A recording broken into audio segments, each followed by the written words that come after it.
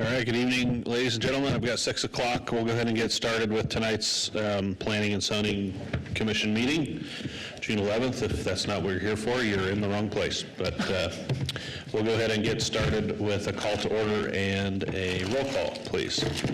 Garner. Here. Miller. Dapper.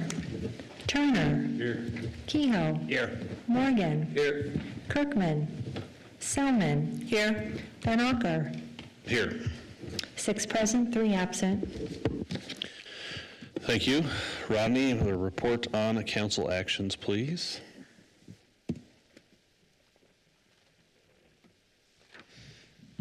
Thank you, Mr. Chair. So we had several final plats that were approved that you had recommended. No problems there. So I'll just address the two public hearings that we heard, and then one that was continued. Applicant requested the City Council be hearing continued to the 17th for the annexation of the Wood Poppy subdivision. So that will go before the City Council on the 17th. And then the other one was the appeal of the conditional use permit that was approved by the commission, and that was for the group home off of Powerline, and they were requesting up to 16 beds. The City Council approved the appeal, meaning they overturned the approval of the home occupation, or excuse me, the group home conditional use permit that you granted, and so that was. So the CUP is denied, and essentially they just said that the residential feel up to 8 beds was enough in that residential area, and that anything beyond that would make it feel more commercial. The last public hearing that was heard was the Sandoval rezone from ILRS to RS 8.5, and that was approved, and you had recommended approval, so they upheld your decision on that one. Thank you. Any other communication? That's it? Okay. Let's see. I would entertain a motion to adopt the consent agenda unless there's any discussion. So moved. Second. A motion by Kehoe and a second by Selman to adopt the items on the consent agenda this evening. All those in favor say aye. Aye. Any opposed? All right, that motion carries. Consent agenda is adopted, and we'll move right along to public hearings this evening. So I see a lot of familiar faces here. If this is your first time, just run through the process real quick. First, we'll call the applicant up in the order that's published on the agenda, and they'll have 7 minutes to present their project. Then we'll hear from staff, who will present the staff report that we've all gotten ahead of time last week and had time to review. And then after the staff is complete with their report, we will move on to public testimony. If you haven't done so and like to sign up to speak, in the back there's sign-up sheets. I saw a lot of you signing up when you came in. That's good.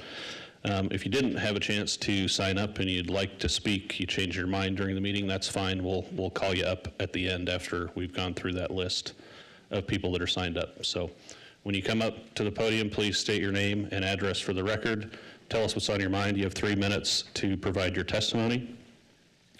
And after we've gone through and given everybody the opportunity in the public to speak or testify, we will call the applicant back up for their closing remarks and ask questions. They'll have 5 minutes to present their closing remarks, and then we will make a motion to close the public hearing, deliberate amongst ourselves, ask questions to staff, and then render a decision on each item. So that's kind of the rules, and we'll go ahead and start with item number 1 is a conditional use permit for the operation of an alcohol sales establishment in the DH Downtown Historic Zoning District at 1020 First Street South, 0.47 acre parcel for Jorge Perez for a nightclub for adults 21 years and older. Is the applicant here this evening? All right, come on up. And I didn't say this, but applicant, you need to state your name and address for the record too before you start your presentation. And if you'd both like to speak, you can both come up, and Okay. we just need both your names and addresses for the record. Okay. My name is Jorge Perez. My wife, Silvia Perez. We tried to open a business at the 1020 First South Street South in Nampa, in downtown. So what we're trying to do right here, I've been in this business for about 13 years, and we moved up here to Caldwell, and we want to do something. We've been talking to a lot of people, a lot of younger generations and older generations, and they don't have anything to enjoy their after-hours lifestyle.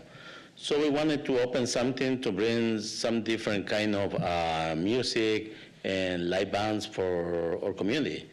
So it's not only music in Spanish.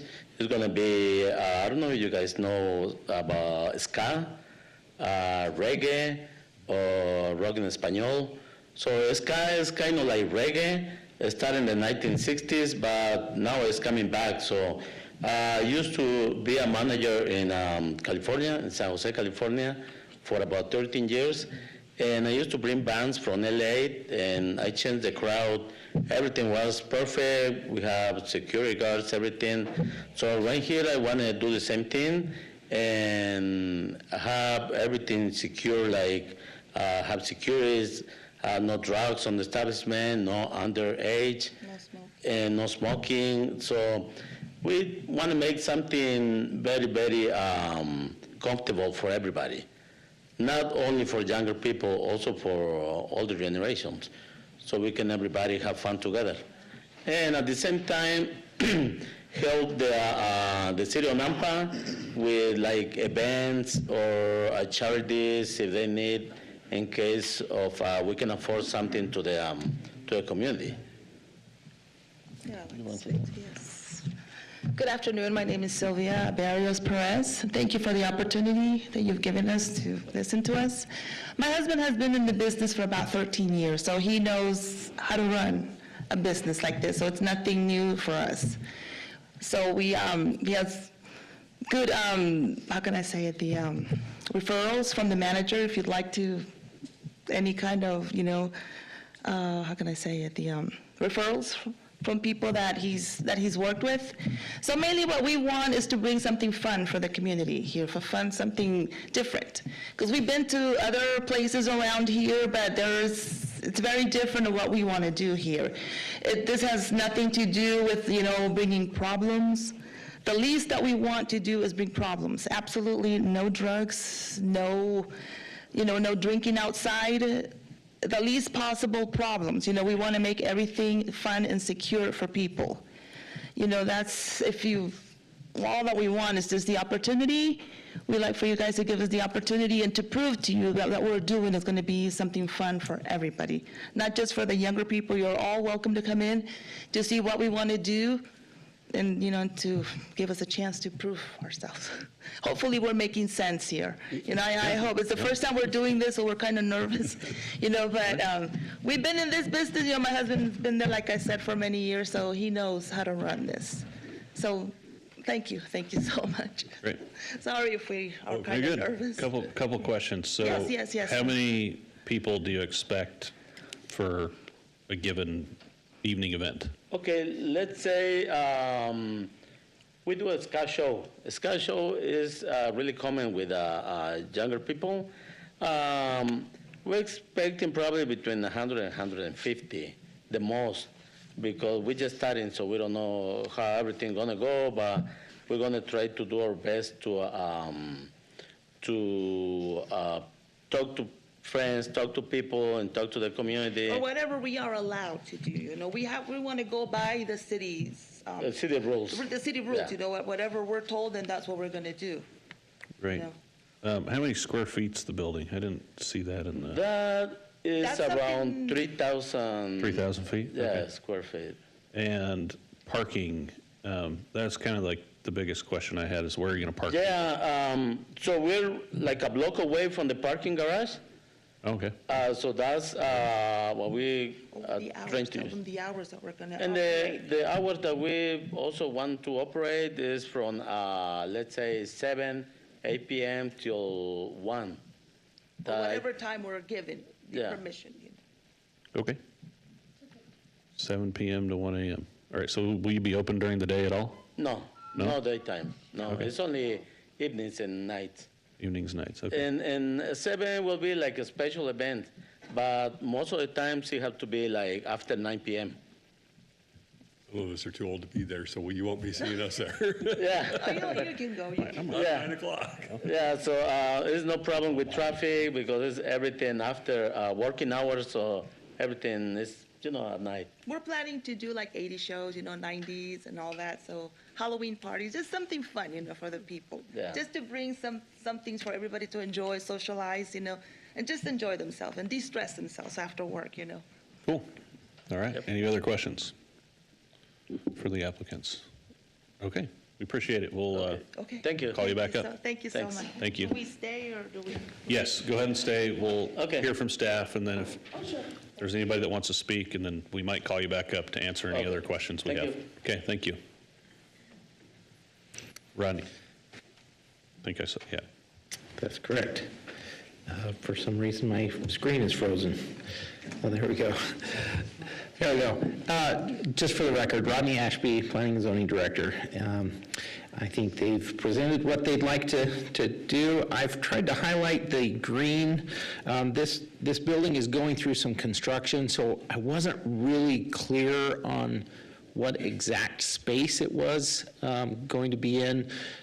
But I believe this is the location in green. The entire parcel is highlighted in blue on the screen. And I'd ask that the applicants kind of clarify that, but I believe we've got that correct after inspection from our building department. So our comprehensive plan designation is downtown, and it's zoned downtown historic. So let me go to that screen. There's the downtown historic zone. And you can see that just to the northwest and to the north, it has already been converted to the downtown village zone. But, and there's several different types of uses in this area. I did my best to identify this, but it is going through a transition, so some of it was empty or unclear. So the north is quality alignment and mechanical auto repair. To the northeast is the Metaform Fitness. It's a fitness trainer gym. And then to the east was formerly True Value Hardware, vacating a church without permits has been in there, and we're going through that process to make sure that either they get a permit or that they move. The Havoc Holsters is a retail business that, from my understanding, it's leather goods and holsters for guns. So. And then to the west is warehousing, industrial buildings, and parking lot. I'll just keep kind of moving along. Here's the utilities. They already serve the property. Again, the area to the left there is what I believe is being used for this application. The applicable regulations, Chapter 3 just highlights that alcohol sales and establishments as the primary use need to obtain a conditional use permit in the downtown historic zone. These are the basic purposes of a conditional use permit. Again, you can place conditions on the property to mitigate concerns or issues that are brought up during the public hearing. And these are the criteria that must be met. Each one of these must be met in order to approve the conditional use permit. This section, I just wanted to highlight that even though they're changing their occupancy type, the downtown historic zone has an exception to this, that they wouldn't have to make all the streetscape improvements because it's in the downtown historic zone. Off-street parking, it's not required.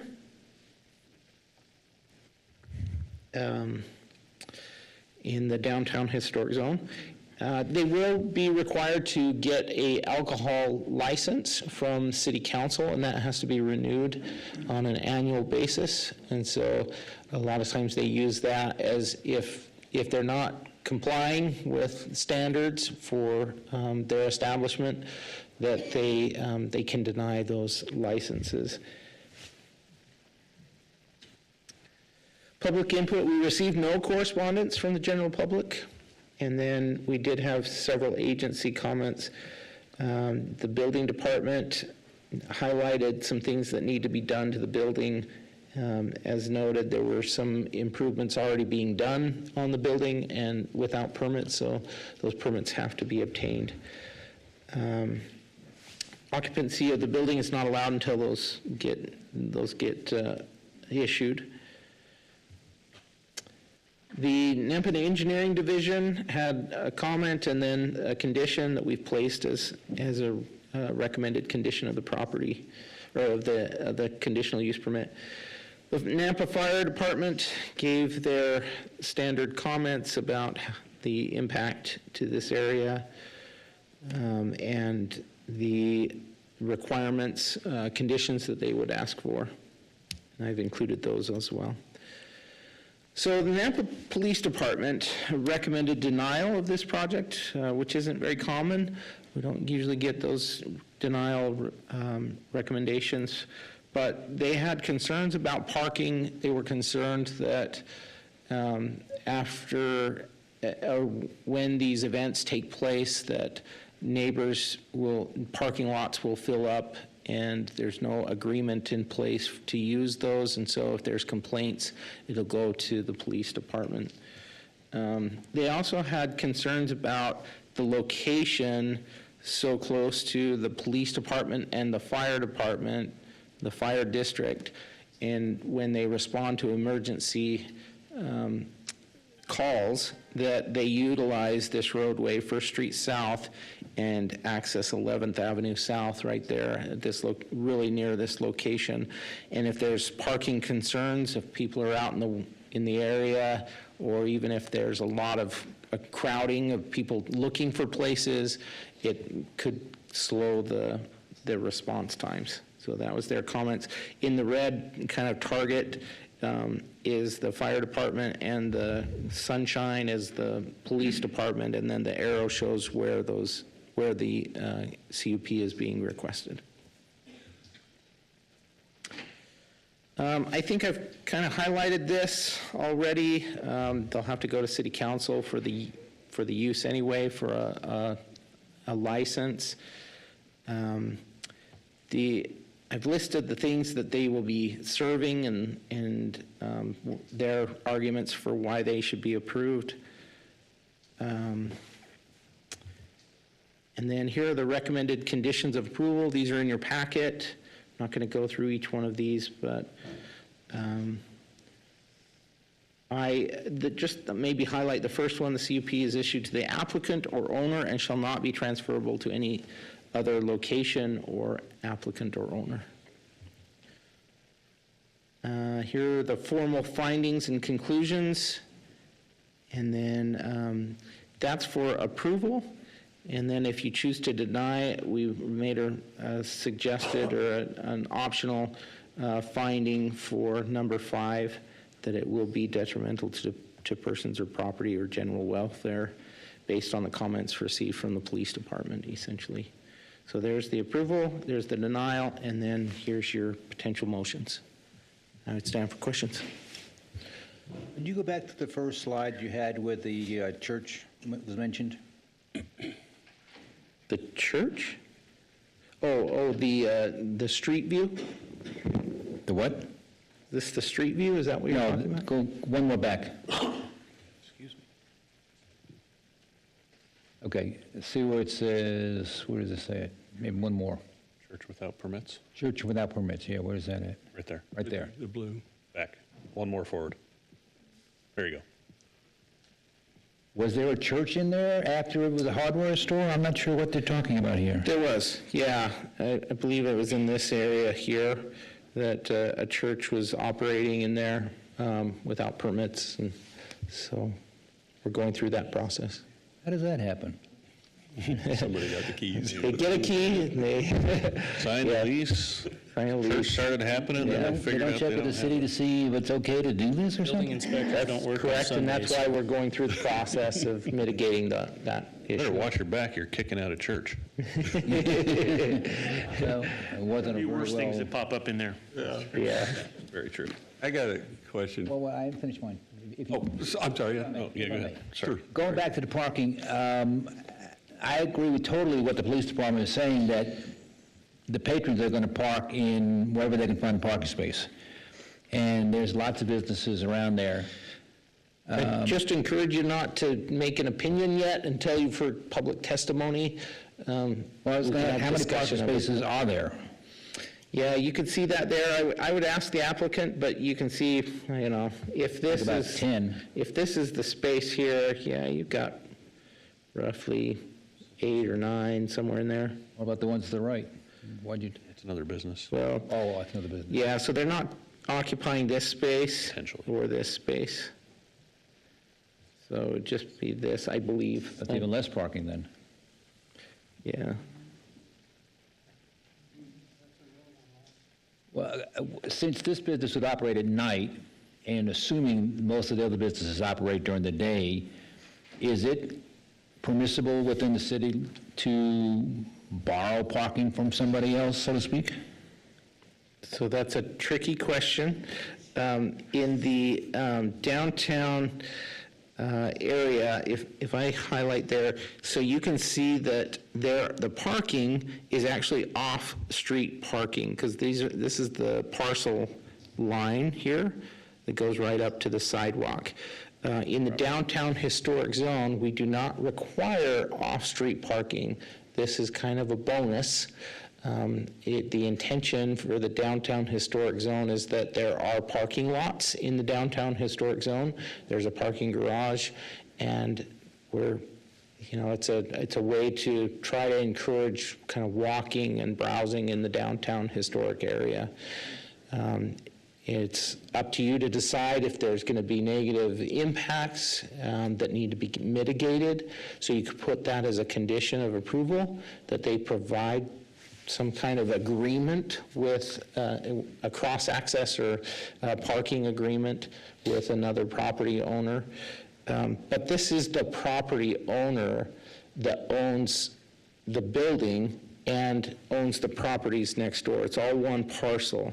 So technically, there's no need for a cross-access agreement for this use because no parking is required, and the property owner owns all of this parking. Okay. I'm not positive exactly where this is, but there's a skate rink right there. How late do they stay open at night, do you know? Christie's saying 9. 9? So that shouldn't be a problem. They open up at 8, that place is gone at 9, so that's not a problem. They can use their parking spaces or something. Okay. Thank you. Other questions? Nope. Nope, I'm going to hold off on mine. Okay, we will go ahead and move on to public testimony. Madam Clerk, is there anybody signed up to speak? Mr. Chair, there is no one that did advance sign up. What's that? No one did advance sign up, Mr. Okay, Chair. great. Is there anybody in the audience that would like to, present or online, that would like to speak? Okay, come on up, sir. Please state your name and address for the record and tell us what's on your mind. Walt Modler, 2800 Taylor Court, Napa. I just had one simple question. Will it be live entertainment? Yes. Thank you. We'll confirm that when he gets back up here. Great, thank you. Anybody else that would like to speak for, against, or undecided on this application? Okay. We'll have Mr. Perez come back up. Just so we get your answer on the record, just go ahead and state your name and address again, and we may have some other questions for you too. Jorge Perez, and the address 1020 First South Street South. Okay, so just answer to the question, it will be live entertainment Yes. only, or is it? No. both? We're Okay. going to have live entertainment and music. Yeah, It's live not, entertainment, live it's not going to entertainment. be 100% live entertainment. Okay, so they have like live bands? Yeah, and- live bands. And the DJs? And DJ. He's the Okay, DJ, so yeah. you're the DJ. And Nice. about the parking lot, so it's a garage like a block away from the place that our customers that can probably use that one as a parking lot too. Or do we need to make an agreement with them, or? No, At the Okay. city park. not that I'm aware of. Okay. I was going to ask, have you been in contact with the police department or the fire department about this Yes, we building? went there and- already, and we got the fingerprints. We're just waiting for the approval to go and get the license. We already have we got the state With the permit state already. police. No, We the went to the state. state. We went to the police, and we also went to the state. I guess my question is, have you met with the Nampa Police Department about No, no. what you're doing and No, their? we haven't. We just haven't. got talk- the application, then they told us where to go and get Okay. what we needed Yeah. to do. Okay, We got the fingerprints, though. I have yeah, that. for your alcohol license? Yes, Yes. yes. Yeah, okay. Any other questions? I know there was some, Rodney was talking about, what portion of the building will be used for what?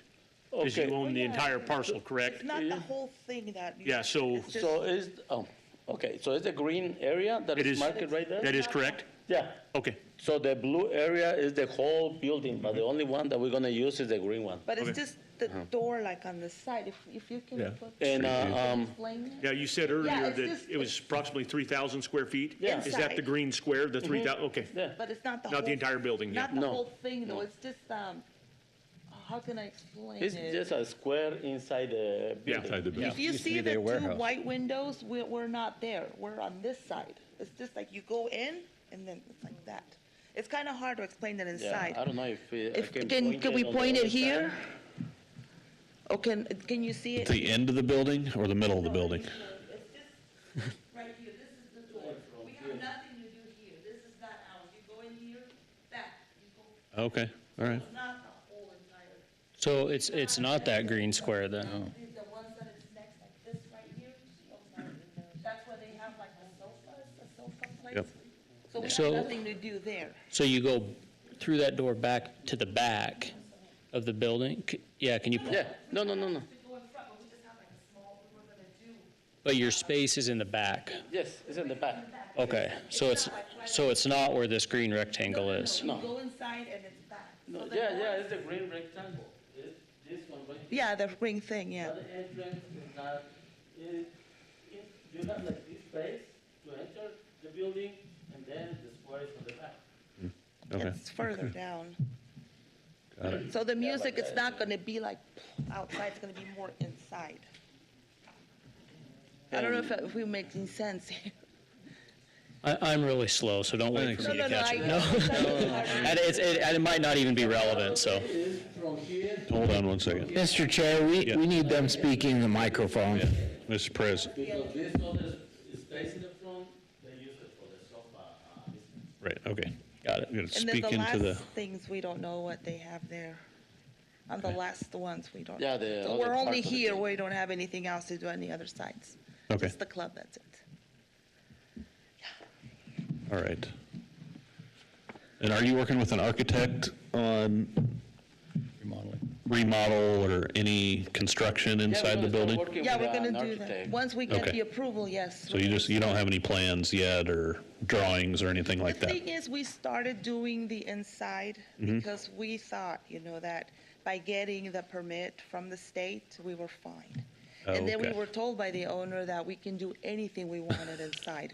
But the thing was, it Church, wasn't just nightclub. his fault, this was just this, It was. all of us. It was everybody, we thought that just by having the state permit, it was enough. We apologize for not for not following and getting the permit from the city. Now That's I the one thing understand. that we did wrong, that was our fault for not doing that. But then we were glad, that we were stopped and doing things the right way, because we want everything to be completely legal. We don't want anything illegal. So you don't have contractors in there right now doing No, any? no, no, Okay. not right now, no. Okay. But we will hire An architect. an architect, yes. We already have one that's going to do everything once we get the approval. Yes. Okay. All right.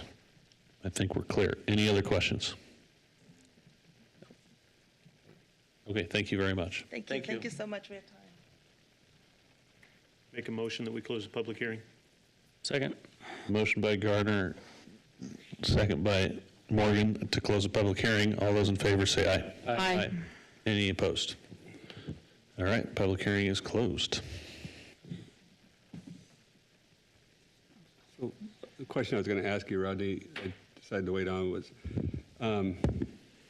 I know they got off-street parking there, but I've been to that hardware store a number of times, and it's hazardous getting back out of there.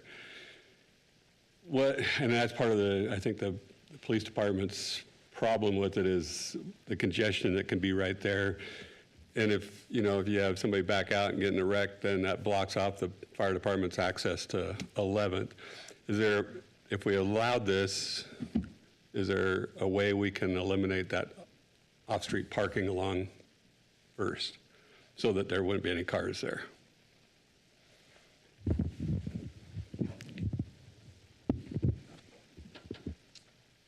Mr. Chair, Commissioner Turner, that is certainly something you could do. The city and NDC have recently done a parking study downtown, and so there are recommendations and things in there that we may want to look at before we made a final decision on whether that was appropriate. One thing that could be looked at is currently that is 90-degree perpendicular parking to the road. That could potentially be restriped as angled parking. It would likely reduce the number by a couple, but may make it easier to get in and out of. That's the typical downtown scenario, is most all of that parking is angled parking, so you're not needing to pull out in and occupy both lanes. You're backing out into the one single travel lane and then continuing on. From that perspective, that may be a middle-of-the-road option that may be more palatable from a parking situation downtown. Yeah, that's where I see the police department having a problem with it, and it is hazardous trying to get out of there. And also remember, this will be later in the evening when there is less traffic in the downtown area, generally speaking. Okay, thanks. Mr. Chair. Yes. Commissioner Turner, the one last thing just on that is just keep in mind that this property is not owned by the applicant. Right. And so if the property owner finds that makes it difficult for him to get other tenants in the building, it might be a challenge for them too. Not that it shouldn't be done, but I just want to make sure that's clear. We don't have an ordinance that requires angled parking in the downtown district, do we? We do not. If it's existing the way it is, then there's nothing that, there's no. But you can If you put move, you can- conditions on this CUP to make it, to mitigate the concerns. It's just putting a condition that's kind of out of their control. Correct. It could be. Could be out of there, yeah. So my concern is never had a recommendation of denial from the police department. I'm not saying they're right, but I think it would make sense. And I don't know if we can continue this hearing so the applicant can meet with the police department and make sure all their concerns are satisfied and they give them their business plan and what they're going to be doing, and then come back for another hearing. I don't want to delay them any further, as sounds like they've rented the space and started the work, but, I think due diligence needs to be done so the police and fire are comfortable with the use. Is that appropriate, or? Mr. Chair, I don't believe we closed the public hearing, did we? Yes. Oh, we did, okay. So in order for that to happen and for you to hear them comment again, you'd have to reopen the public hearing, then continue it, and then we'd hear it then at the next time that you Held my continue. question too long then. Dang it. We can open it back up and see if there's. I mean, if you guys want to, I just, Well, as was mentioned, this is the first time I can recall the police department ever saying no. It's like, almost like disrespectful if we say, well, it's tough, we're going to do it anyway. good save. But I agree with the police department. It is a very tough place to get in and out of, and it's right there on the corner. And I know the parking garage is blocked down, but if I've been drinking till 1 o'clock in the morning, I don't think I'm going to walk down to the parking garage to retrieve my car. I'll probably report it stolen Accidentally? accidentally because I forgot where it was. So I don't know. I don't, the way it stands now, I don't feel in favor of this project. If we make a continuation and get some things straightened out between the police department and the traffic people and the owner of the building, maybe the owner will sign off on the parking situation, then maybe I can, approve this. But as it stands right now, I don't really feel in favor of it. But I would be certainly agreeable to wait and get things squared away.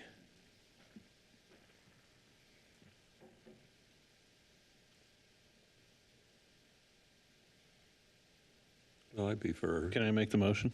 no. Oh, The attorney's saying yes, but, What now? attorney, the city's attorney, sorry. What's your motion? If your motion is to approve or deny, you can certainly make a motion. To reopen the hearing. That's also an appropriate motion. Okay, and I can make it. Okay. Learning all these new So- things. Go ahead, Commissioner Morgan. The concerns from the police department are lack of parking, which they're not required to provide any parking. So to say that you're being denied because you're not providing any parking that's not required seems a little backwards to me.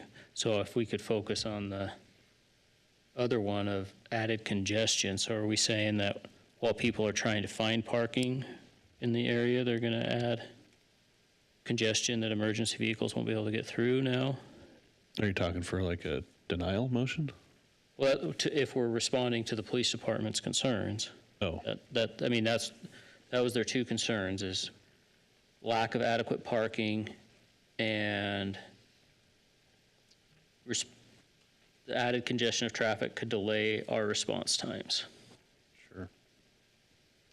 It seems like it would be mostly response times getting up, that's not 16th, 11th, Right. to the north side of town mostly, right? I mean, I guess it could get into the other part of downtown, but you could make the same argument there that,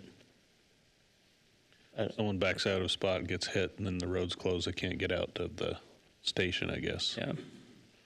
And that's where the big trucks are parked at station number 1, right across the street. So, and they do take more space than the other regular engines and bumper trucks. But if there's an accident there, it's nice that the police station's so close. Yeah. Well, I'd make a motion to reopen public hearing and talk to them, the applicant, and see if they're willing to continue this and give them a chance to go talk to the police department and try to get these concerns. Okay, we have a motion to reopen the public hearing. Do we have a second? Second. Second by Kehoe to reopen public hearing. All those in favor say aye. Aye. Aye. Aye. Any opposed? Okay. Public hearing is open. Mr. Perez, Ms. Perez, could you come back up real quick? Sorry to, talking about church. Feel like you're in church up and down, you know?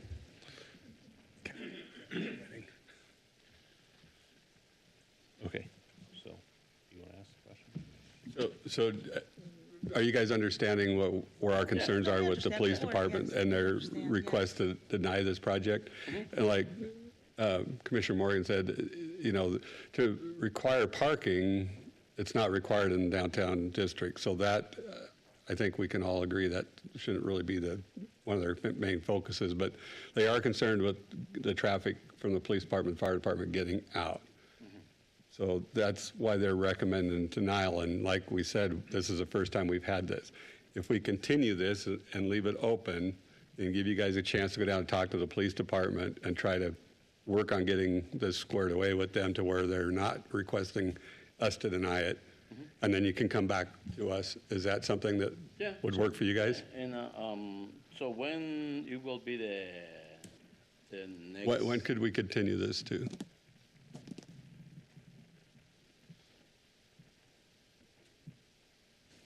Mr. Chatter, just give me a minute. I'm going to look at the calendar. I guess, could you help them get a meeting with the police department and planning? Absolutely, yeah. Okay, good. We'll try to make it go as fast as possible, but Thank you. with them wanting us to deny it, And if it's, we Oh, have we to understand. eliminate the front parking lot, we can probably do it. Okay. The problem is if we deny it and you come back to us again, you got to repay the fees, reapply, all that stuff. We want to hopefully not have to do that. You Yes. can get the concerns with the police and fire addressed and then come back and we can, give you the, Yeah, we would just have to speak to the owner too. Yeah. Right. See Yeah. if he's okay Yeah. with waiting. 'cause, yeah. Mr. Chair, we have a meeting just 2 weeks from today, on the 25th of June, that we could make that work if that's enough time for them to meet with the police department. if Rodney can help you get the appointment set up with them? Okay, so I'll make a motion to continue this to the 25th, did you say? June 25th? Before we do that, I think that the other thing is that I wouldn't say that eliminating the parking is 100%, because like Daniel said, if you did, angled parking, that can help address a lot of that congestion as well, because it'll direct people to leave and go a specific way. So I wouldn't say eliminate the parking, I said, No. And that's not even. explore all options with And the that's not owner even when a- you go to talk to him. Yeah, and that's not even 100% we're going to require that. Our biggest concern, I think, up here is the denial that's being requested by the police department. Yeah, we'll talk to them. Yeah, I agree with what Matt was saying. I say, make sure as part of your homework, maybe just talk to the owner and see if they hate the idea of modifying the parking a little bit. And/or the police department and fire department, see if that alleviates any of their concerns as well. So- The owner's actually here. Oh, here we go. Public hearing's open. Public hearing's open. but He hasn't testified yet. we do that? Thanks. Okay, go ahead. Take a seat right there, Mr. and Mrs. Perez. We'll call you back up. My name's Ron Pierce. My address is 722 West Bitterroot, Nampa. I have no problem putting an angle on that parking. I've already added an extra handicap too with the lot next door, because they didn't show you I owned a lot all the way across the street from the roller rink too. Okay. So if they were showing the one part, but there's a huge parcel on that. So. That's what I was asking about. But putting the angle, I would definitely, because I don't even like pulling in there. And I don't know how it was always approved that way, but I'd have no problem doing that. It'd give people a better chance to go in and out. And if that would help the police department okay it, then I would do that. That'd be no problem. Thank you. Thank you. Thanks. Okay, so Anything else for the applicants? Let's say, just make sure you give everybody an opportunity to speak since we have it back open. Right, yep. That hasn't spoken. Anybody else would like to speak for, against, or undecided on this application? Now is your time. All right, seeing none, I'd entertain a motion to reclose. no, we want to leave it open. Continue it. We got to leave it open to continue it. There's a Let's not current, close it. Mr. Chairman, there's a current motion on the table that needs to be voted on, and that's to continue the hearing The 25th. till the 25th. So You didn't get all the way through address that that motion first, and then if it's, address that motion first. Got it. Mr. Chair, I only have a motion, I don't have a second. Okay, do we have a second? I will second the motion. Commissioner Gardner's motion. I thought somebody did. Second by Commissioner Gardner to continue this public hearing until June 25th, 2024. All those in favor? Aye. Hi. Any opposed? All right, that motion carries. Thank you. Thank you so much. Thanks, guys. See you in 2 weeks. In a couple weeks. Yes, thank you. Thank you. Good luck with the police department. Whew. Got a brush up on Robert's rules. Second item on the agenda this evening is a subdivision short plat approval for the Robello on Feather Creek Lane subdivision in an RA district, 4.998 acres, addressed as 5125 East Feather Creek Lane for Richard Robello representing Jeanette Robello Survivors Trust for original concept of 2 single-family residential lots, one with existing dwelling to remain and one for future development. Is the applicant here this evening? All right, come on up. State your name and address for the record and tell us about your project. Christopher Norris, obviously 5125 East Feather Creek. So basically they just have 5 acres. They're not using it. It's kind of an eyesore just going down the street. So they just wanted to kind of split it off into 2 acres and let another family come in and build a home on it. So that way this kind of adds to the subdivision already existing. So pretty straightforward, simple. Definitely nothing complex. So. Okay. Thank you. Any questions? All right. Who's this one? Parker. Staff report, please.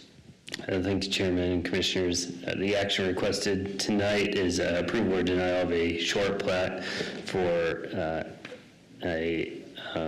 splitting a lot into 2, one with the existing house and one for future development. This in the future land use map is low-density residential. It's currently zoned RA. To the north is in the county is ag land, and then to the southeast and west are existing homes, also zoned RA. City water, sewer, pressure irrigation are not available to the property. They'll be served by gravity irrigation, wells, and individual septic systems. Some history here. These lots were annexed and zoned in 2006 to RS 8.5 with the development agreement. It had a comp plan with a subdivision, essentially, that was more medium density. In 2016, it was rezoned from RS 8.5 to RA. In 2016, the low angle subdivision, that's the subdivision at the end, the triangle piece, was approved by the Planning and Zoning Commission, splitting that into 4 lots. In 2019, there was also another subdivision, this time at the entrance of Feather Creek Lane, splitting that into 3 lots. That was approved by Planning and Zoning Commission. And then 2019, development agreement was rescinded, and we're left with what we are today. Looking at the lot here, there's an existing home, and the request is to split the existing home on 3 acres, and then the vacant lot to the east is 2 acres. An aerial view there. This was an older picture. There's a few more houses there today. Looking at the RA zoning district, it's designed to create semi-rural environment, intent to have full range of urban services such as paved roads, sidewalks, sewer, water. The sewer line, water line are in Star Road, but they don't come into Feather Creek Lane. The lot size requirements in RA, they have to be at least 1 acre. The lot width needs to be 150, and then the front yard setback is 35 feet. The correspondence here, they'll be subject to building codes when they come in to develop this lot. The fire district had a comment about placing a fire hydrant or an alternate method of fire suppression. And this spurred some discussion today with the fire district about how some of those existing houses, whether those were fire suppressed or not. And a lot of those houses were approved in between 2016, 2020, and at a time where the fire district wasn't necessarily reviewing those. So some of the existing houses are left unprotected from fire, essentially, as are a lot of houses in the county. But the condition that we're left with is that they will review the building permit at the time that this is reviewed for development to be have fire suppression method, whether that's a hydrant or they provide fire sprinklers or another method. So that's where we're left with the fire district comment. This is 4 miles from Fire Station 3 with an 8-minute response time.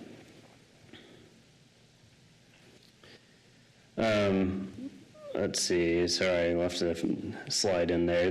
Looking at the plat, this is 5 acres, 2 lots, no open space requirement.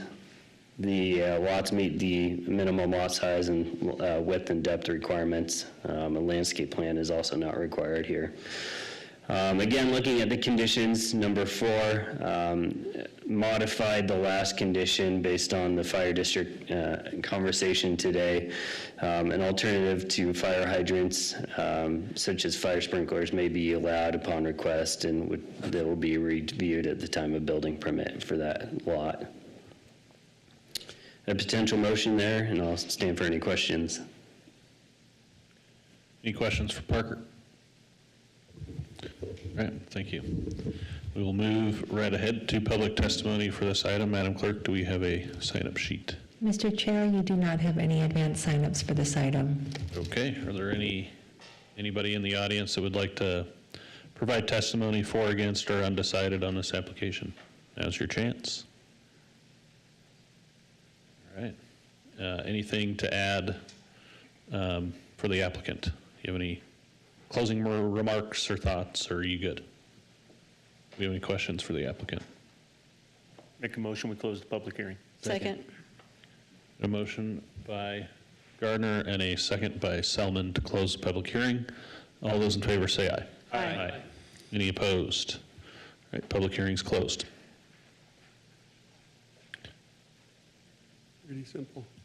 Yeah, pretty There's no other discussion, Mr. Chair. I'd go ahead and make a motion that we approve the subdivision short plat for Robello on Feather Creek Lane subdivision in an RA suburban residential zoning district, 4.998 acres, for Richard Robello representing Janet Robello Survivors Trust with the recommended conditions and also the adopted findings in the staff report. Second. We have a motion and a second to approve this short plat. All those in favor say aye. Aye. Oh, second, Morgan. Sorry about that. Any opposed? All right, that motion carries. That short plat is approved. Thank you for your time this evening. Item number 3 is a development agreement modification for the Autumn Leaf subdivision in an RML zoning district, 12.73 acres and 4 parcels. Addressed as 00 South Nathan, 3100 3215 East Cushing Lane, for Jeff Hatch representing William Cushing, to revise the development agreement and allow a total of 34 multifamily attached dwelling units in 4-unit buildings, to allow 2-story dwellings, and to remove the senior independent living community development description. Is the applicant here this evening?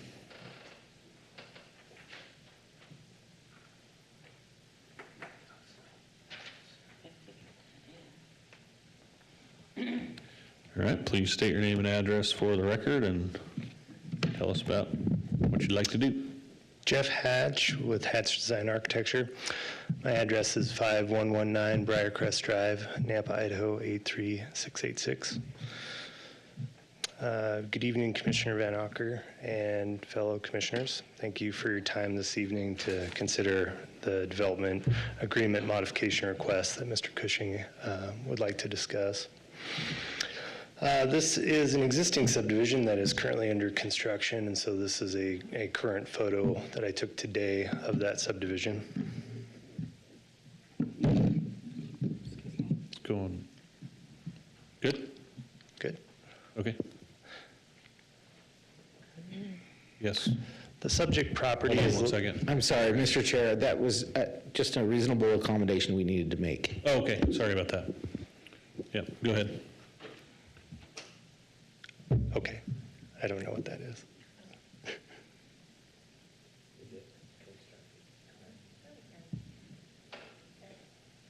Go ahead and restart the time. Thank you. Thank you. Yep, go ahead. Okay. So the subject property is located off of South Side. Just to the north of us, we have a two-story multi-family development, and to the south, we have residential subdivision, as well as to the west, we have some single-family residence, and directly east on Wilson Lane, there is also a single-family residence. You'll see a small notch out of the southeast. That would be Lita's residence, which is also a single-family. Okay, can you pull that mic up just a little bit? I'm having trouble hearing you. Thank you. Is that better? Yep, oh, that's good. Okay. Rotating the site plan, so north is to the left. This is a blown-up version of the site, currently phase 1. Is this working? And lasers don't work Yeah, they on the screens. I'll point in two directions, but.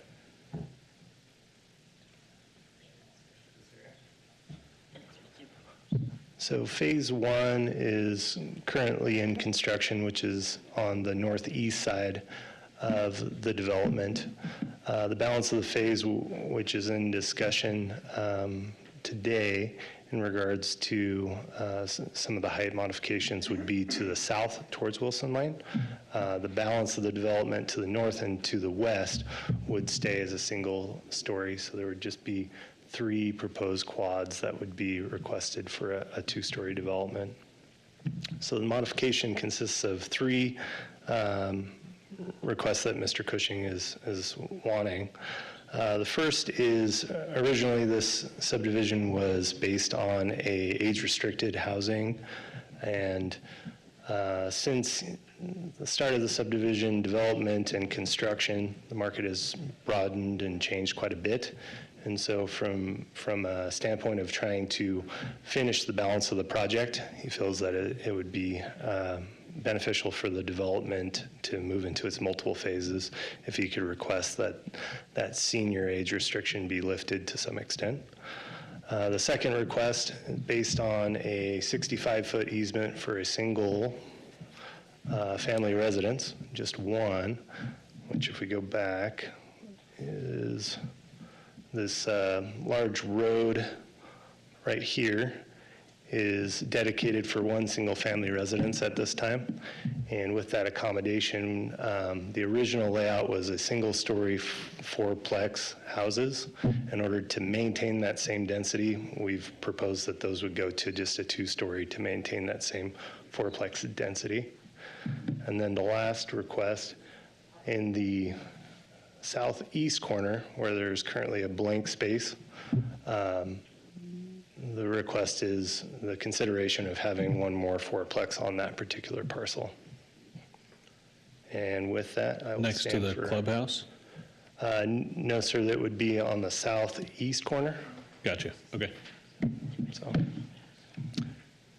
So just to summarize that, we have the request to open the community to all ages, allow just those three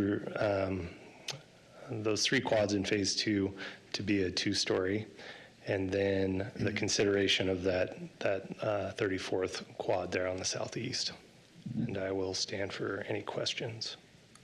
I got a question for you real quick. That development that's already done, is that age restricted? Parts that are already built, and I believe people are living in some of them, maybe? To the best of my knowledge, they have not received any certificate of occupancies at this The time. ones that are built in the back are not, you don't have any of those yet? I do not believe they do. Are those going to be age restricted already? Are those open to anybody back there?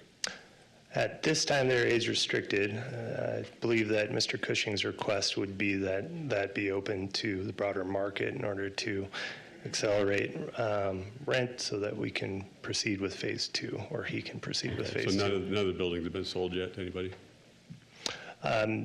No, not at this time. Can you go back to that map real quick? And clarification for Mr. Turner, at this time, this is one parcel, and so none of the current dwellings would be for sale.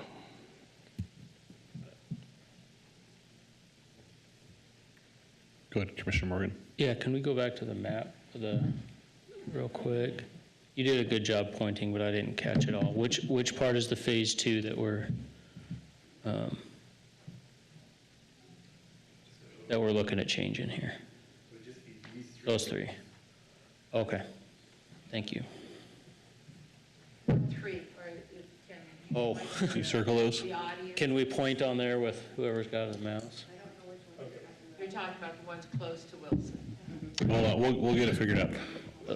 So Christie, there you Those go, three. right there, right there. Yeah, so it's the 3 parcels affected by the 65-foot easement to the single-family residence.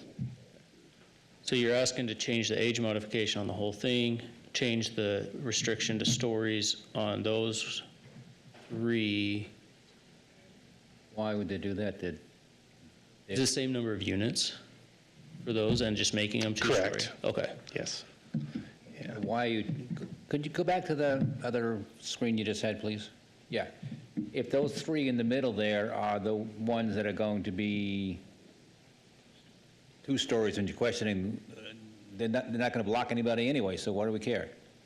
It sounds like there's someplace else we're building 2-story houses.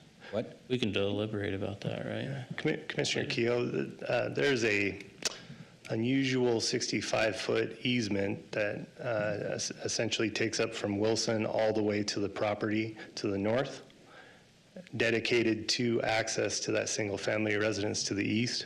And that is solely why we are doing this 2-story. Okay, now I understand. Because we can't physically build on that easement. All right. But I didn't understand why, but after that explanation, I understand now. Thank you. Okay. Any other questions? Thanks for clarifying. All right, thank you. We will probably hear from you again. Thank you very much. Christie, staff report.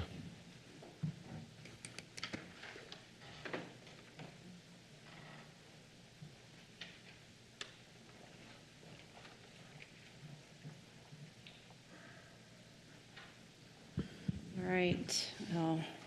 Thank you, Mr. Chairman and Commissioners. My name is Christy Watkins. I'm a principal planner for the City of Nampa. The request has been stated multiple times, so we will move along. The history on this property: in April of 2009, there was a request to annex and zone it to IL and RS22, but that was denied. In June of 2015, there was another request to annex and zone it just to IL, and that was denied. In January of 2017, there was a comprehensive plan amendment and annexation and zoning to the RML that they have today for a senior independent living community in the style of fourplexes that was approved with ordinance number 4298 that has the conditions that were outlined for you. In January 2024, the preliminary plat to subdivide the fourplex lots into their own lots was approved by P&Z, and that process is still going at this time. So the property is currently zoned RML. City water and sewer systems do have adequate capacity to serve this property. The property to the north is also RML. It is the Southside Apartments, and Canyon County residential property is also to the north. To the south is Canyon County residential subdivided properties. To the east is RML, which is the future Wilson Lane subdivision. And to the west is also Canyon County residential lots. So for your applicable regulations, we do allow development agreements to determine a set of conditions and a concept plan for things that are agreed upon during the public hearing process. To modify this, they can come in and change any of the terms or conditions. They can make substantial changes to any of the platting, the concept plan, those things, but that would need approval from you and from City Council. We also have a clause, and it usually runs with all the development agreements, that if they fail to abide by the development agreement terms, the city may exercise the right to expire or remove the development agreement, but we have to go back through the public hearing process to do that. So, you heard the applicant's request. He stated it very clearly. This is the site layout that you discussed. As far as correspondence is concerned, we received letters from a H. Sterling Cross and a Mrs. McAllister, both in regards to the elimination of the senior housing apartments that were originally approved as being what was promised to the neighbors. And then also concerns about an unpermitted move-on house that is there currently, and we are working with the property owner to take care of that in some form. The building department had their standard comments. The fire department has their standard comments. Engineering does not oppose this application. They said that a full TIS is not warranted at this time. With the proposed change from senior independent living to standard multifamily, the trip generation increases as described below, from 38 to 45 daily peak hours for the senior living, and to 70 to 92 daily peak hours for multifamily. Due to the increase in trip generation, we will require a turn lane warrant analysis to determine whether a northbound right lane is warranted at the South Side Boulevard access. There is already an existing center turn lane on South Side at this location. These are the recommended conditions of approval. These are your potential motions, and I will stand for any questions.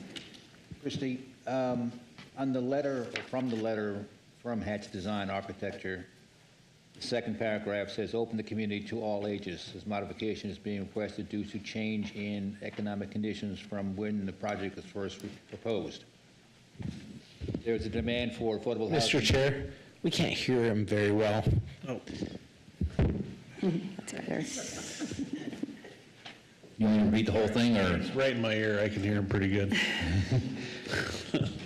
In the letter from Mr. Hatch, it says, open the community to all ages. This modification is being requested due to change in economic conditions from when the project was first proposed. There is a demand for affordable housing in the city, and this change will allow for more housing opportunities for a wider range of tenants and income levels. If that statement is true, I agree with what he's saying, but how do I know that statement is true? And maybe economic conditions are right for this to be senior living. How do I know? That's a great question, Commissioner Keough. I don't know how to answer it. I'm sorry. That would be a market analysis, and that changes regularly. Well, it's a dilemma because, I mean, if like I said, if it's true, then I agree with what he's saying, but if it's not true, then I don't agree with what he's saying. So You'll be able to come out. Maybe the applicant can explain it when he comes back up to respond. Okay, we'll wait and see. Any other questions for Christie on the staff report? Okay. We'll move on to public testimony for this item. I believe there's probably a sign-up sheet for this one, Madam Clerk. Mr. Chair, before we begin, I do want to state for the record that Commissioner Miller did participate in this meeting starting at 6:55. He is remote. Okay. Better late than never. And Mr. Chair, you are correct. We have approximately 9 people that have done an advance sign-up. Our first speaker is Paul Hawson, and on deck is Walt Mulder and Darren Craze. Come on up, state your name and address for the record, please. Hi, I'm Paul Howeisen, 3121 Wilson Lane, and I'm speaking against this. It's really busy in that area right now. They added all those apartments at the end of South Side, and there's just so much traffic on South Side, you can't get in and out of Wilson Lane without, sometimes it takes a long time anyway. And also this development, I think there's only 2 entrances.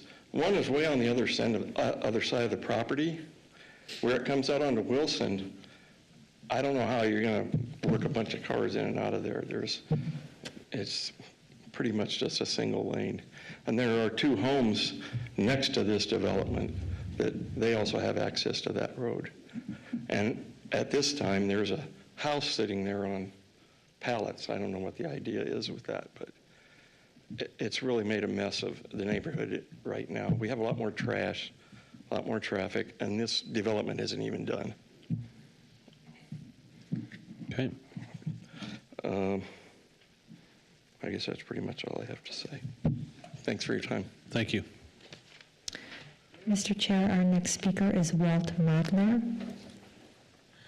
Gentlemen, I'm Walt Modler, 2800 Taylor Court, Nampa. I come before the council in opposition to the development agreement modification request. The part of the request is to remove senior independent living community designation. I feel there are currently far too few communities available for 55 and over in the Nampa area. When I am too old to maintain my current half-acre of property, I would like to see opportunities available for me. One, to a senior independent living community for a while, like Autumn Leaf, and later to the Veterans Home. In 2016, the developer requested to build senior-only housing. Then in 2024, before finishing a third of the project, they're requesting authorization to withdraw the senior opportunity without even advertising or offering it to seniors. I would also argue there's concern for increased traffic on Southside Boulevard, which I pointed out in another hearing. This concern would be reduced by a senior community. Seniors have less need to use the road during peak traffic hours, thus reducing the volume at peak times.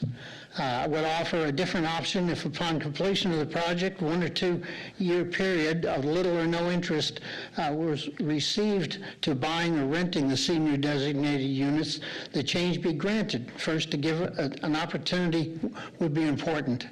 I ask for a designation of public not be authorized. Thank you. Thank you.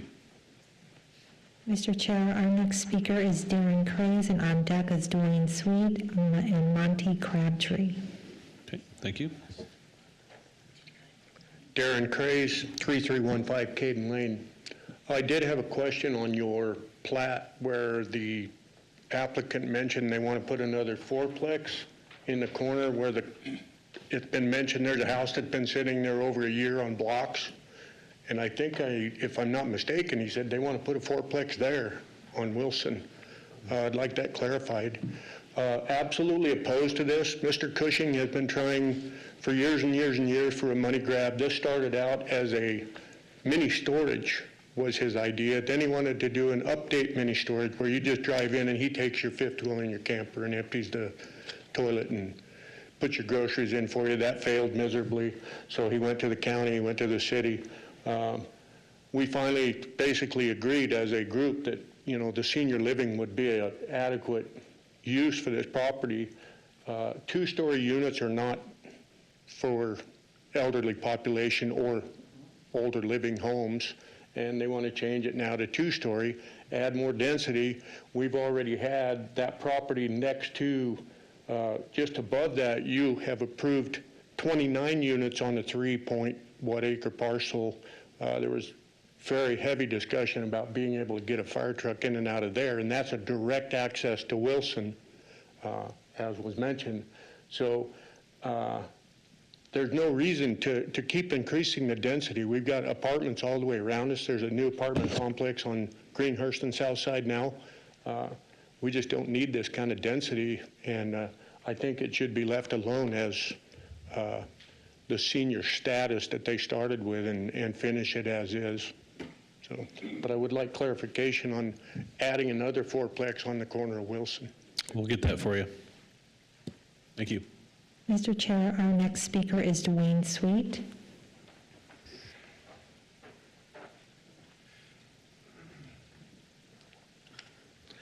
Dwayne Sweet, 3219 Wilson Lane. I think that Mr. Cushing should be able to do pretty much what he liked with his own property, but you know, there's a moral dilemma here. I've been here, I've been fighting this the whole time, and you approved the senior living portion of this, and that's why you approved it, because you thought it was a good idea. Now Mr. Cushing wants to change this and open it up, and we've got apartments all around us. We've got Lexi Lane, we've got the apartments right there on the corner, the townhomes, I guess you'd call them, and then the townhomes up there at Southside and Greenhurst. And I mean, there's a lot more traffic on our road and things like that. But not all those apartments and stuff are rented. If I saw a need, then it would probably be, no, I don't think it'd be different. Because I've lived there for long, and I've lived there for 16 years, and I remember when there was horses and cows that used to graze out in front of my house. And now I'm looking at apartments. And, you know, I can see the need for over 55, just because I think there's a real need for it. These townhomes are 2 stories, and as I get older, I have a hard time negotiating stairs some days, and gravity works. So, and I try it out once in a while, but anyway, nope, I just think that this is a bad idea, and I think it's a bad plan, and I'm really sorry that he keeps bringing this up. So, thank you so much for your time. Thank you. Mr. Chair, our next speaker is Monty Crabtree, and on deck is Lita Wallace and Daryl Hood. Hi, I'm Monty Crabtree. I live at 3203 Wilson, and I'm right across the street from the mess. I've lived there since '93, so all the appeals, I was involved. We had it shut down. When you finally approved for 55, that was great.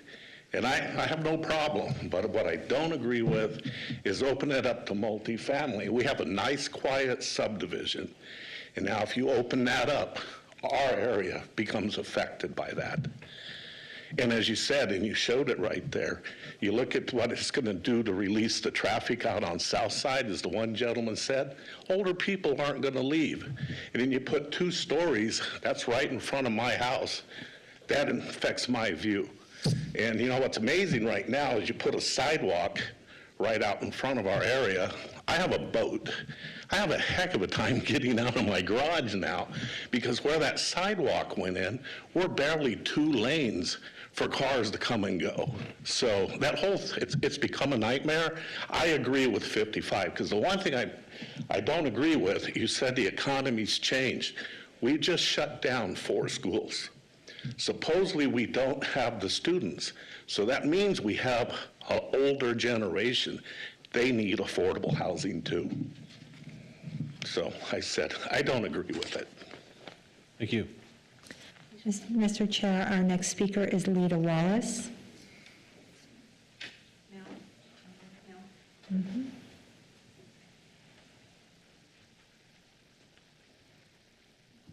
My name is Lita Wallace. I live at 3304 Wilson Lane, and that's the little house that he keeps referring to as doesn't, you know, one house gets a 65-foot easement. That came with our property, was deeded in our property at 60 foot, and a lot of what's happening is a result of Mr. Cushing's mismanagement, not a change in the economy. They should have been done a long time ago. This is really, like they said, a big mess. But I can explain to you about the reason they want to go 2 stories. It's out in front of our house. And because of his failure to negotiate with us to change that like he wanted to divide it in half to 30 feet. He hired a local attorney to send us a letter that was threatening. And one of the options was, if you don't want to do this, we can sue you, and you wouldn't like that. And so about that time, our financial advisor told me not to answer the letter. He was going to think about it and get back to him. And he got COVID, and the subject got dropped. And when I realized it, I called Mr. Cushing, and I said, I'm really sorry this letter didn't get answered. This is what happened, and I really don't think that you want to go with 2-story. Why don't we just negotiate that easement? And 2 stories would not be conducive with 55 and older, and he has not reached out to negotiate that. So in the very beginning, he had certain managers helping him, and they had talked to us about changing the easements, and about that time, they all quit. And so they told him that it had been done. So then they went to an architect and had plans made, and, you know, they came up with a little rendering at the public hearing what it would look like. And north of our property, it showed parking, our easement, we have an easement on the north also, parking, a driveway, more parking, and a house facing us. I thought, that looks great, that's fine. So when we actually got the plans, what the architect had drawn was a storage unit all along our north line. In fact, it shows on one of your drawings up there if you don't mind scrolling through. They never asked us about it, never asked you about it, I'm sure. It just was there. And 10 feet from our property line, you know, like 100 feet long. We're not real sure what it is, but it says storage and it shows all these little lots. Can you guys find it? Anyway, Mr. Cushing does what Mr. Cushing wants to do, and I feel like, I can't help but feel like it doesn't really matter what the public said in the beginning or what he proposed in the beginning. He's just going to do what he wants to do, and especially if things are mismanaged and he needs to kind of change gears. And we have a fear that one of those things that's going to change is that they're going to say, oh, well, we do need an entrance onto Wilson Lane, because as of now, there is not. It's just emergency only. So, thank you. Thanks, Ms. Wallace. Mr. Chair, our next speaker is Daryl Hood, and on deck is Carolyn Hood and Jake Nelson.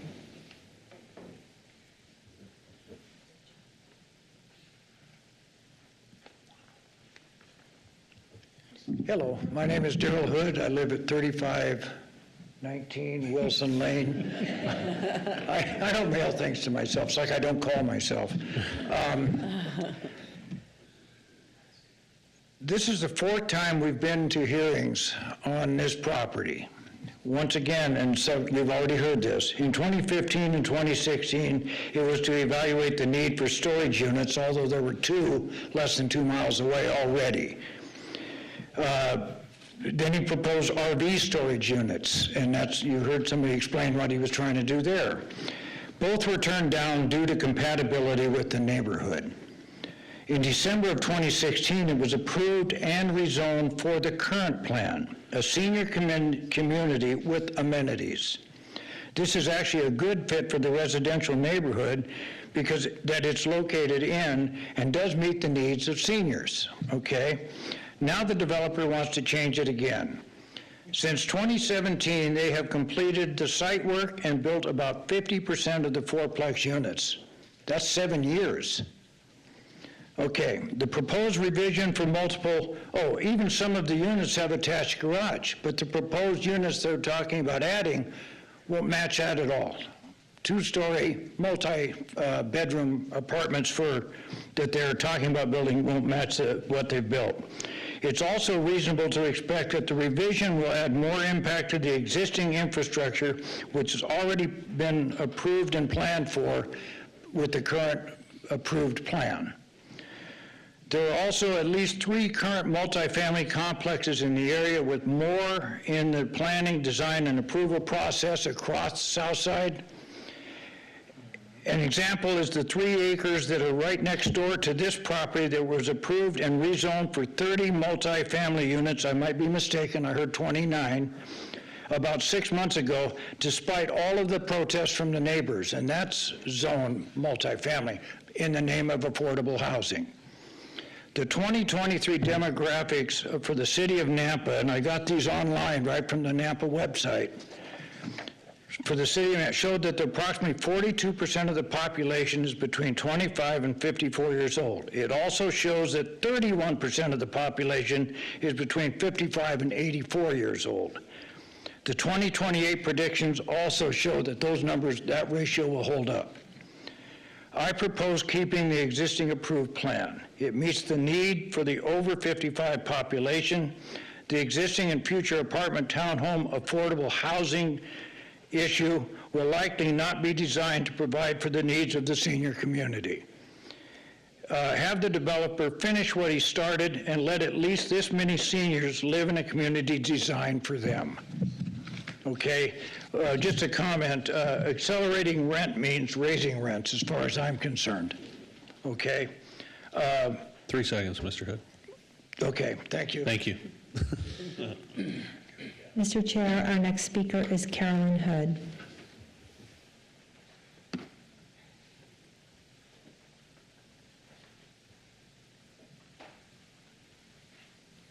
Good evening. My name is Carolyn Hood. I live at 3519 Wilson Lane. And I also want to oppose this re-thing with the two-story apartments and stuff. One of the problems I was hearing was is if you put the apartments down along that one access lane and you have parking through there, where are the people going to drive through to get out? They're going to come into Wilson Lane. And Wilson Lane is not designed to have that many cars coming through. The one property that you already approved last year and stuff, was the fact that if you have 28, 9, or 30 units, you're going to have potentially 60 cars coming out on Wilson Lane. This was not supposed to have any access to Wilson Lane at all, except for emergency vehicles, if you kept with a senior unit. Now, to me, what the architect was saying, those people will be coming out on Wilson Lane. So how many more cars are you going to come out into that area? Now you've made it into a huge traffic area because there's not that many places to come out into that whole housing development to get onto a main street. Another thing I've noticed is that nobody in the city of Napa, when they're putting into these, or the develops and stuff, they say they talk to the police and fire departments and that type of a thing, but they never put the strips across the streets or the roads to see how many traffic is coming through. Southside is busy because of all the other developments that are further out from Southside.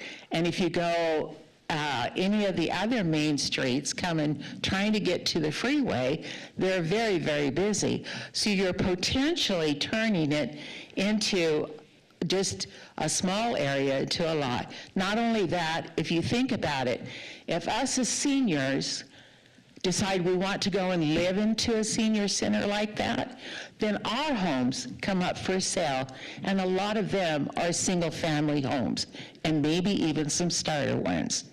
So please consider the seniors and the future people of buying the houses that we leave. Thank you. Thank you. Mr. Chair, our last speaker is Jake Nelson.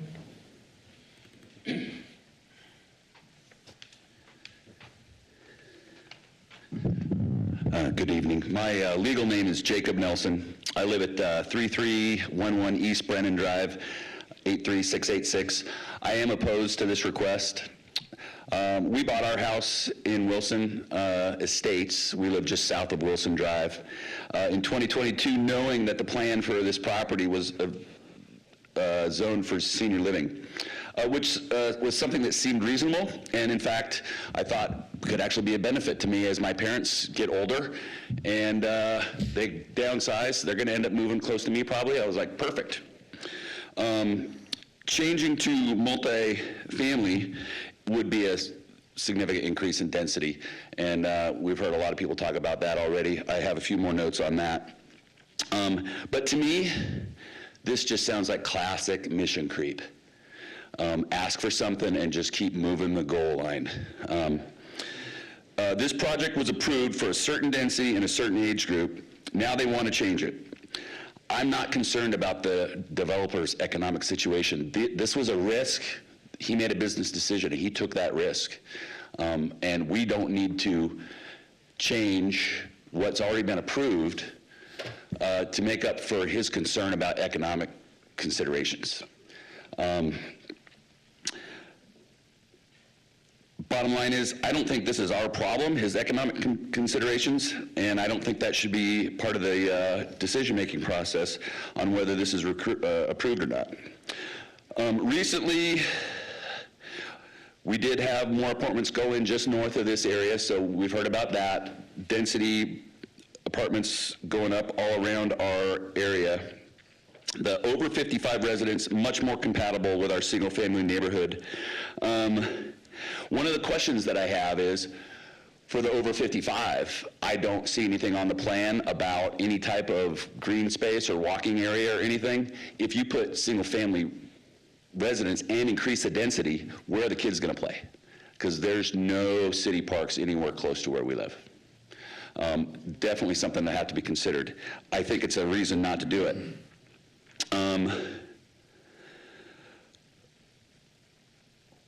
Okay, we already talked about the entrance onto Wilson. I've been told that that was going to be an entrance. I'm hearing today that maybe it's just emergency, but again, Mission Creep, it's just going to end up getting used. Wilson, it was already narrow. Once they put the sidewalk in there, we heard about that, it's barely a 2-lane road. And people are going to, people will start parking on that sidewalk, and then it will literally be a 1-lane road. It's not going to be good. I would like to know if there's actually been a traffic study, and I would like to make the point that the freeway access from where we live, part of the reason that actually I kind of liked it, because I thought it was going to keep less traffic around the area, is it's not that good. I mean, so we're already pumping traffic into an area that doesn't have good freeway. Thank you. Got it. Thank you. Mr. Chair, we do not have anyone else advance sign up. Okay, is there anybody else here or online that would like to speak? Come on up, sir.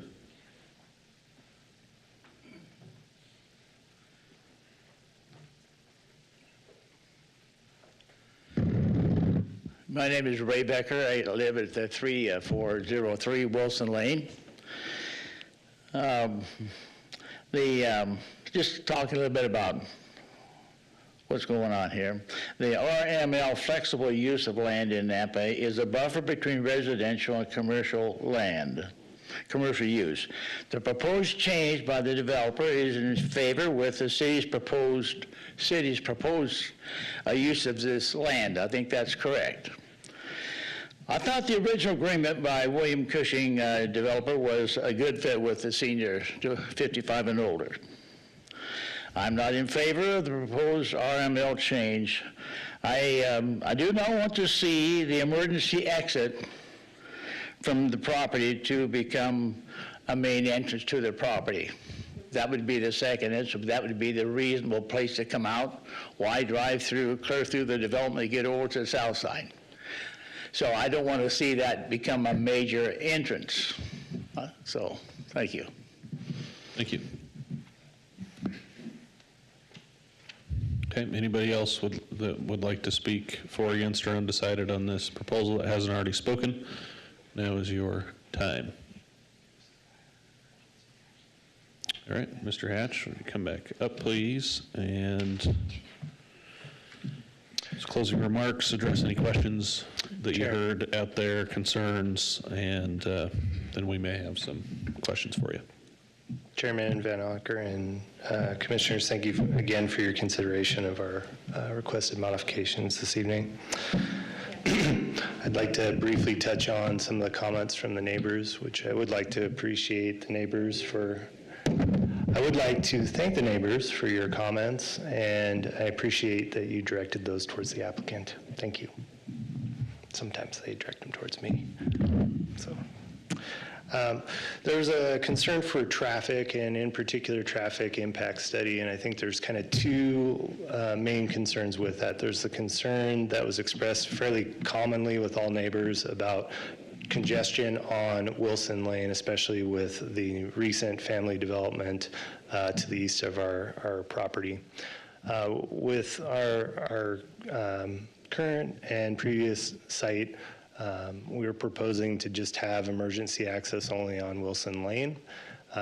and Lida's access would be independent of ours, and so we would have a gated system that's appropriate for the fire department for the city of Nampa, for them to only have access to the site from Wilson Lane. All of our access would be off of Southside.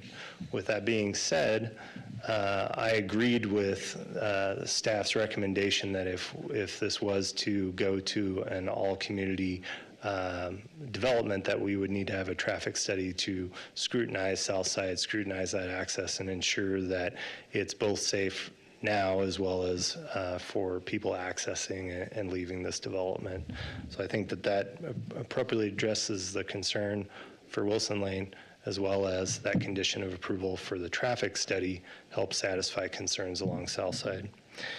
In addition to that, there was some thoughts or consideration for two-story buildings, which we just have the 4 that we're requesting. We're currently putting in two-story development in Garden City right now that has accessible lifts, stair lifts, that are actually installed so that you can maintain accessibility on that second floor. So there are ways to navigate that I think, you know, if that is something of interest to be maintained as a condition of approval, we could certainly entertain a percentage of those units being specified with those lifts. Much the same happened in Garden City.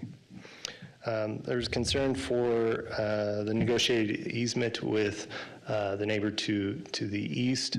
And at this time, based on the concept renderings, discussions with the previous architect, and our discussions, everything is inconclusive. So what we're proposing is a modification that allows her to maintain her current easement as such and move forward with the development as proposed, with the density as proposed.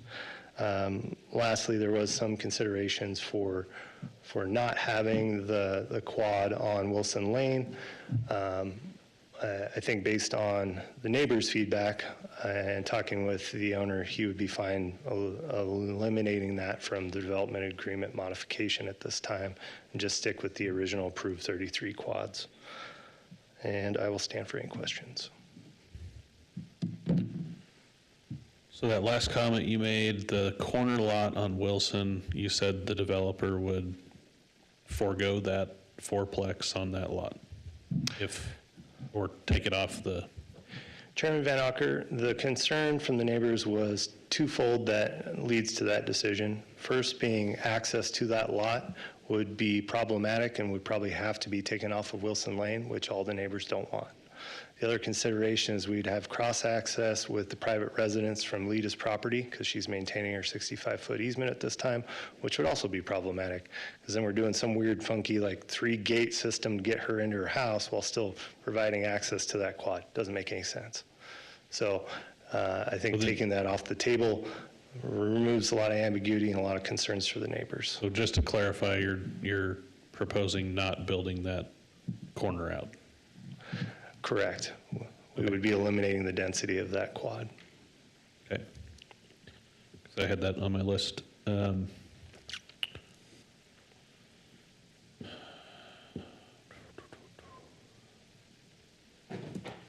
think I'm good. Any other questions for? I do. Yep, go ahead. In the original approved plan, were the 3 buildings in question, that they fall within that 65-foot, and that's why you can't build them as they are now? Commissioner Gardner, as it's kind of been vaguely stipulated, I adopted this project, and so I have to deal with past experiences. One of those experiences was an owner and a developer, where the developer left and the owner is now kind of navigating the subdivision. And with that, he thought a lot of things, as Lida had alluded to, were taking place, happening, and had happened. He thought he didn't have the restriction on the senior housing anymore. He thought that the easement was cleaned up. None of this, came to light as being reality, and so we're navigating what reality actually is. And so, despite this current plan was approved by the city of Nampa, the consideration of that easement still lies. And so when we digged into that and inquired, NAMPA agreed that, yeah, technically you probably shouldn't build on that until that's either coordinated with the neighbor or you need to revise your site plan in order to amend that. And so in working with Christie and with staff, we were able to amend that to a point where it would meet code, meet the density, and meet that easement requirement. But we would, and so we would just have to do two-story buildings to get out of that setback and make it buildable? Yes, sir. Okay.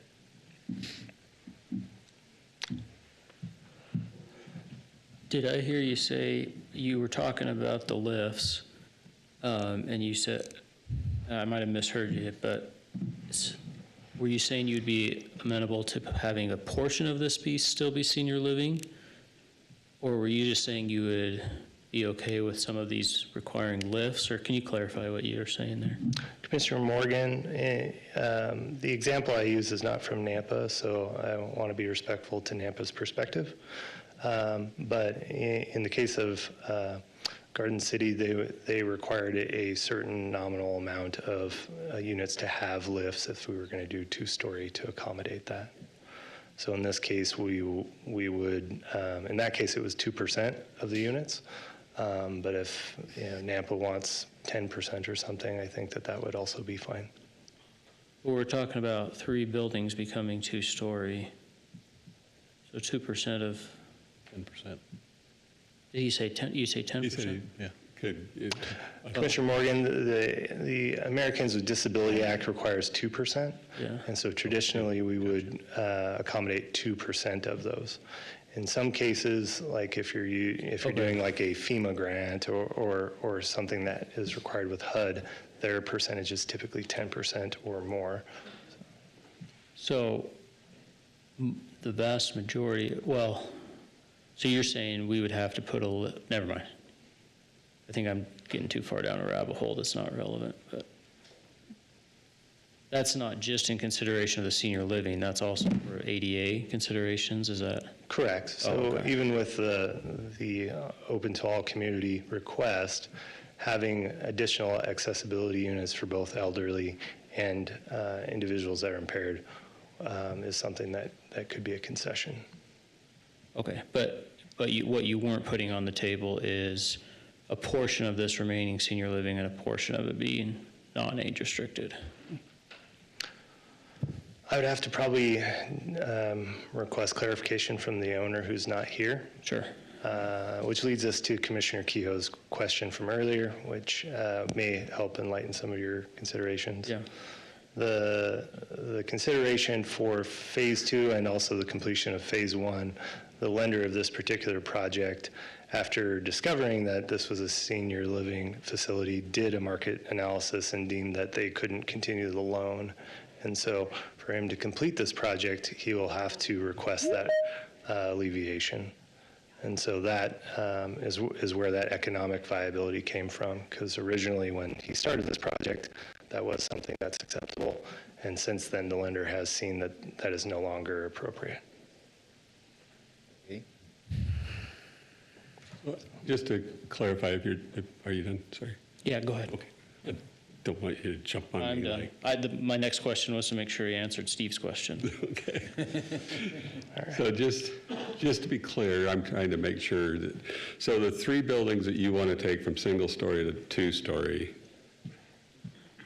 the way it sits right now, if you kept them at single-story, you can't build those because of the easement with the neighbor. Is that correct? Yes, sir. So your plan is if we were to approve this, is go to two-story and slide those down to get away from her easement? To stay out of that easement with buildings, correct? So if we decided not to approve the two-story, would you be able to go maybe back to her and talk to her about changing that easement to where you could build those 3 and keep them at single level? I'm more than happy to, and I live here, so I'm fairly accessible. I have yet to get any conclusive... Not sure she'd be willing to do that, but I mean, if it meant keeping the project the way it is and keeping everything at single level and senior living, if she's maybe amicable to working on that, I don't know, it's just a thought, but... Or would they just have to go to duplexes?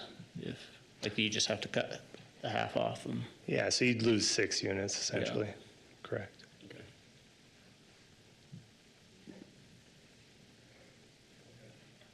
Any other questions for the applicant?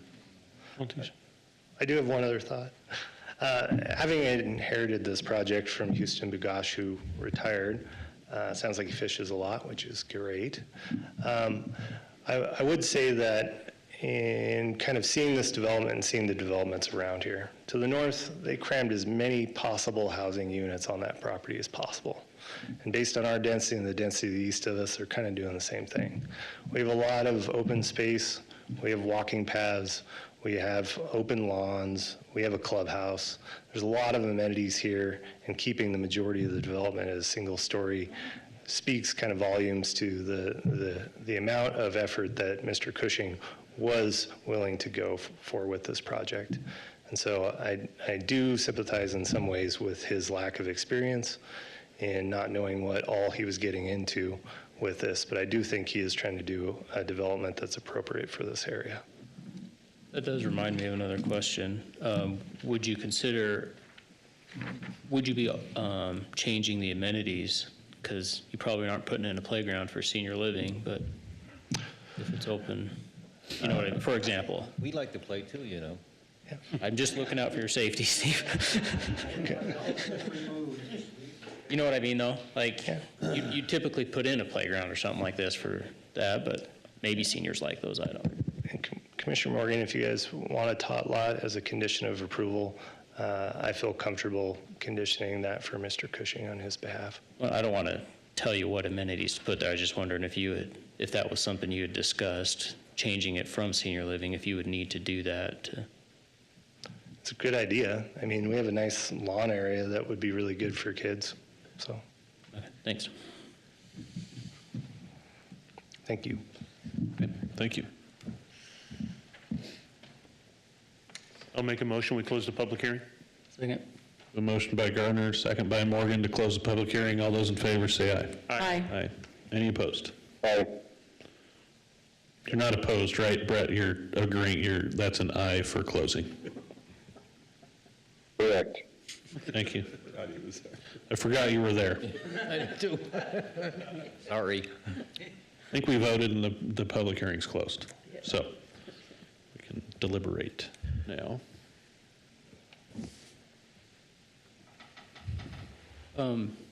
So it sounds like Wilson is emergency only.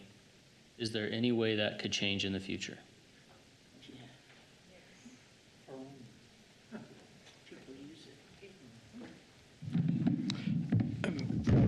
Mr. Chair, Commissioner Morgan, that is what it is approved at today. Their plans show the required bollards and stuff necessary for that to be maintained.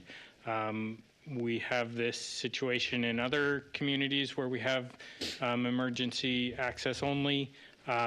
They can be challenging at times depending on, the management of the project and whether they make sure and, if somebody comes and cuts a chain or something, timely putting it back up and those types of things. But they would not be able to change that from an approved emergency access only to a full access without approval through the engineering department at such time as we would require a traffic analysis to determine if that request would require additional improvements to Wilson to make it viable. Thanks. Don't go anywhere. Well, darn. So the change to multifamily, how much traffic realistically do you think that will add? So I ran the numbers in the ITE manual. So the manual that we use as our Bible for how much traffic projects develop. So under the single family or the senior living community, it's between 38 and 45 vehicle trips in the peak hours. And then it goes, if we go to unage restricted, it goes to 70 to 92. Doubles, okay. So that's your math. All right, I was just Yep, that was my making math sure from you're the manuals. Yep. consistent. And so that would trigger this improvement So it analysis. triggers an analysis. It does not, the city's traffic impact study policy requires a full traffic impact study for developments that generate more than 100 vehicle trips in any given hour. For those that generate between 60 and 100, we require turn lane warrant analysis. The reasoning behind that is that until you get up into that over 100 vehicle trips in a peak hour, the likelihood of them triggering improvements that would have to be made are very low, to the point of I've never seen it happen. And so that's the threshold that the city has set to say, okay, if you are above this, you are required to do that. Below that, it's this level of analysis. And then if you're below 60, there's no analysis that's even required. And I assume we already have the right of way to do a right turn, if necessary. If there is a right turn needed, they will likely have to do some configuration there and add some right of way to put a right turn lane in, but that would be a condition of this being done. And if this was approved here and at council, we would work with them on that. And if it's warranted, they would have to draw up plans for that, dedicate the additional right of way, and construct that.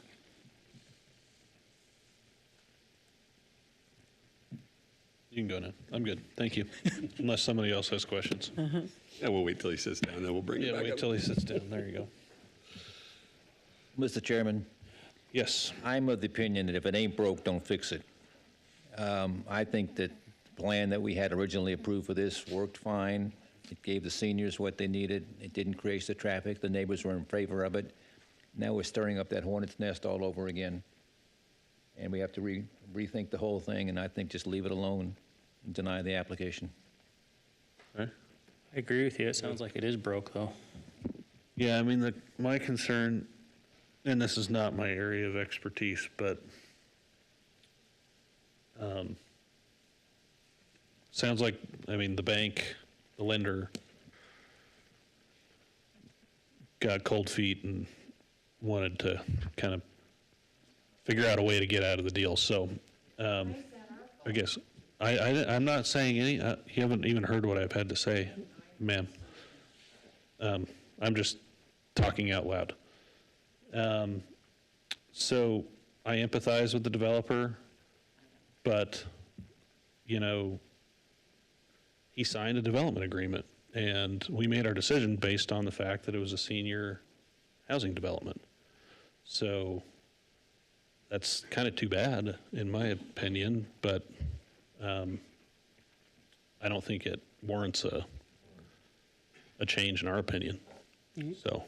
I agree. I think we looked at this pretty good and got a lot of feedback from the neighbors when we approved the way it was brought to us. And, you know, sometimes developments are made at the wrong time, but I don't think it should go back and get changed at this point. I think it needs to stay with what we all agreed to back when it was brought to us, and it needs to stay that way. I'm against it, so I would vote in favor of denying this modification, but. I'm going to ask a dumb question, and I'm worried about doing it because I'm, other than Peggy, the youngest person here. Is that legal to do age restrictions? Like, is it because age isn't a restricted class, or?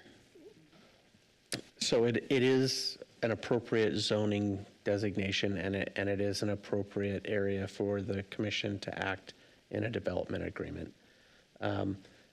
Age is a protected class, but this isn't really an area where this is a zoning designation, and so there's no sort of discrimination category for this at all. So it is an You couldn't appropriate. zone on any other protected class, could you?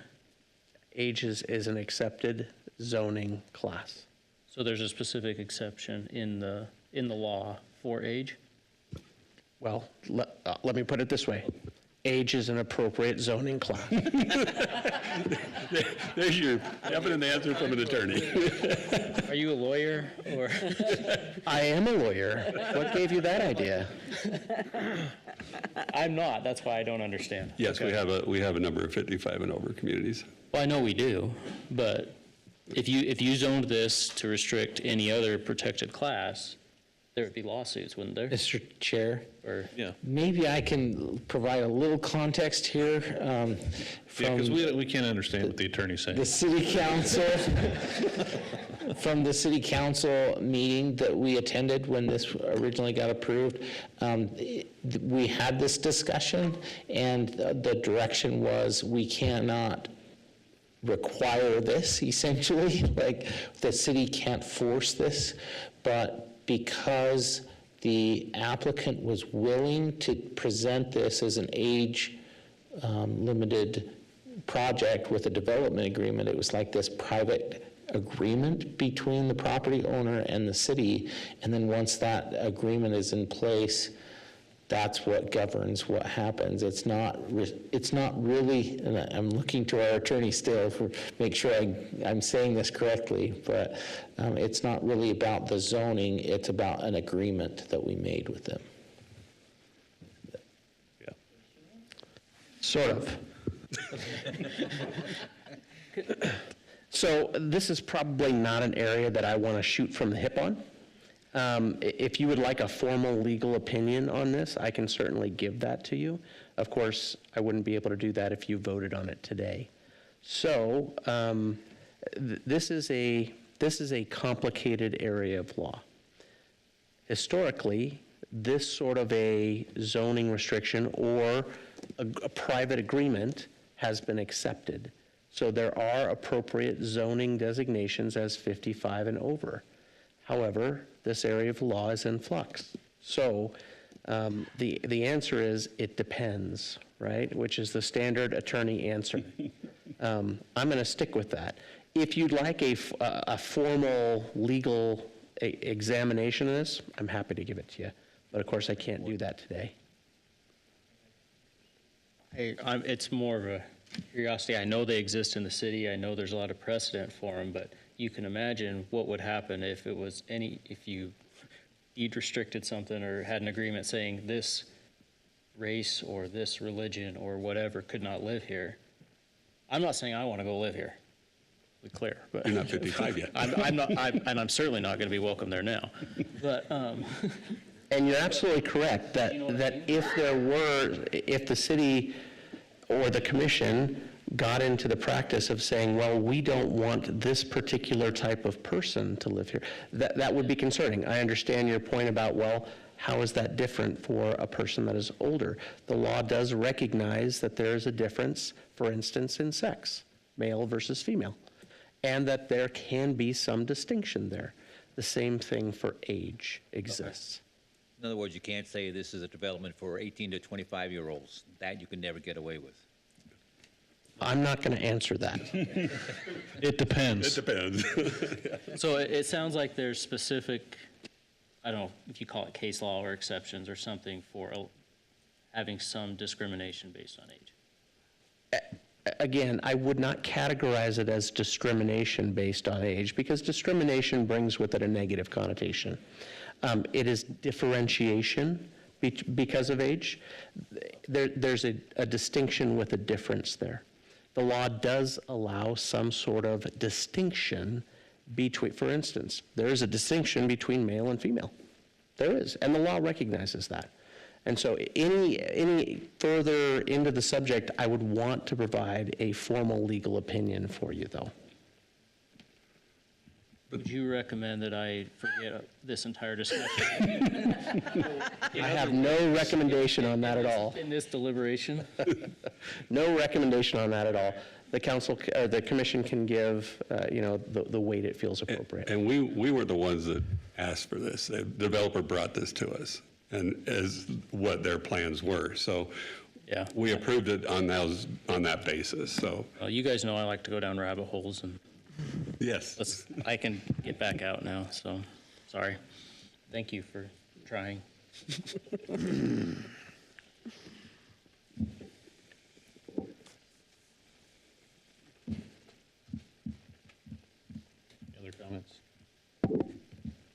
motion? I'm in agreement. I feel like we approved this on behalf of the city, the community, right? We agreed with what was proposed. And to come back because of however unfortunate the circumstances are for this developer, we obviously, all of us have said we feel for him, but that doesn't give us the, any good reason to go back on what we approved on behalf of the community, right? And so I feel like I'm in agreement with what's been said. The only thing I would say is I see that 65-foot easement is problematic, right? And so I wonder if is it an all or nothing, or can we say we're not going to change the distinction, but can they put the 2-story buildings in for those 3 buildings, put the lifts in to allow them to be still be a senior community? I don't know if that's a good idea or not. I mean, personally, I would probably rather see it cut back to just duplexes, but is that a discussion that we can have, or? My personal thought is we keep it the way we approved it in the very I beginning. think so. If we start messing with it, we're changing the recipe for the cake, then we were getting it. And they may be able to go talk to the neighbor and work on that easement to where they can put those in and make them 4-plex single level and, make it part of the agreement with, if she's willing to. I don't know if she's willing. But I think with what was proposed to us in the neighborhood back when this was brought to us and we approved it, I don't see making changes to it. I want to keep it the way we all agreed to at the beginning. And I'll second that motion. We don't have a motion yet. Well, You got to make the motion. I agree with both those sentiments, and I'll probably vote accordingly. The devil's advocate is there a choice between this sitting vacant and half-built now, though? I mean, there's a chance, yeah, of And course. do we care? Like, I mean, nobody likes that in the city, right? Having half-finished, but I don't want to change it just to change it to. So I throw it out there, but Yeah. I think I'd still vote with you, Tom. Thank you. And I agree. I'm not going to repeat everything. I agree with what everybody said. Keep it the way it is. We'll make the motion then. We haven't heard from you yet tonight, Peggy, so go for it. Who is that down there? Oh, Peggy.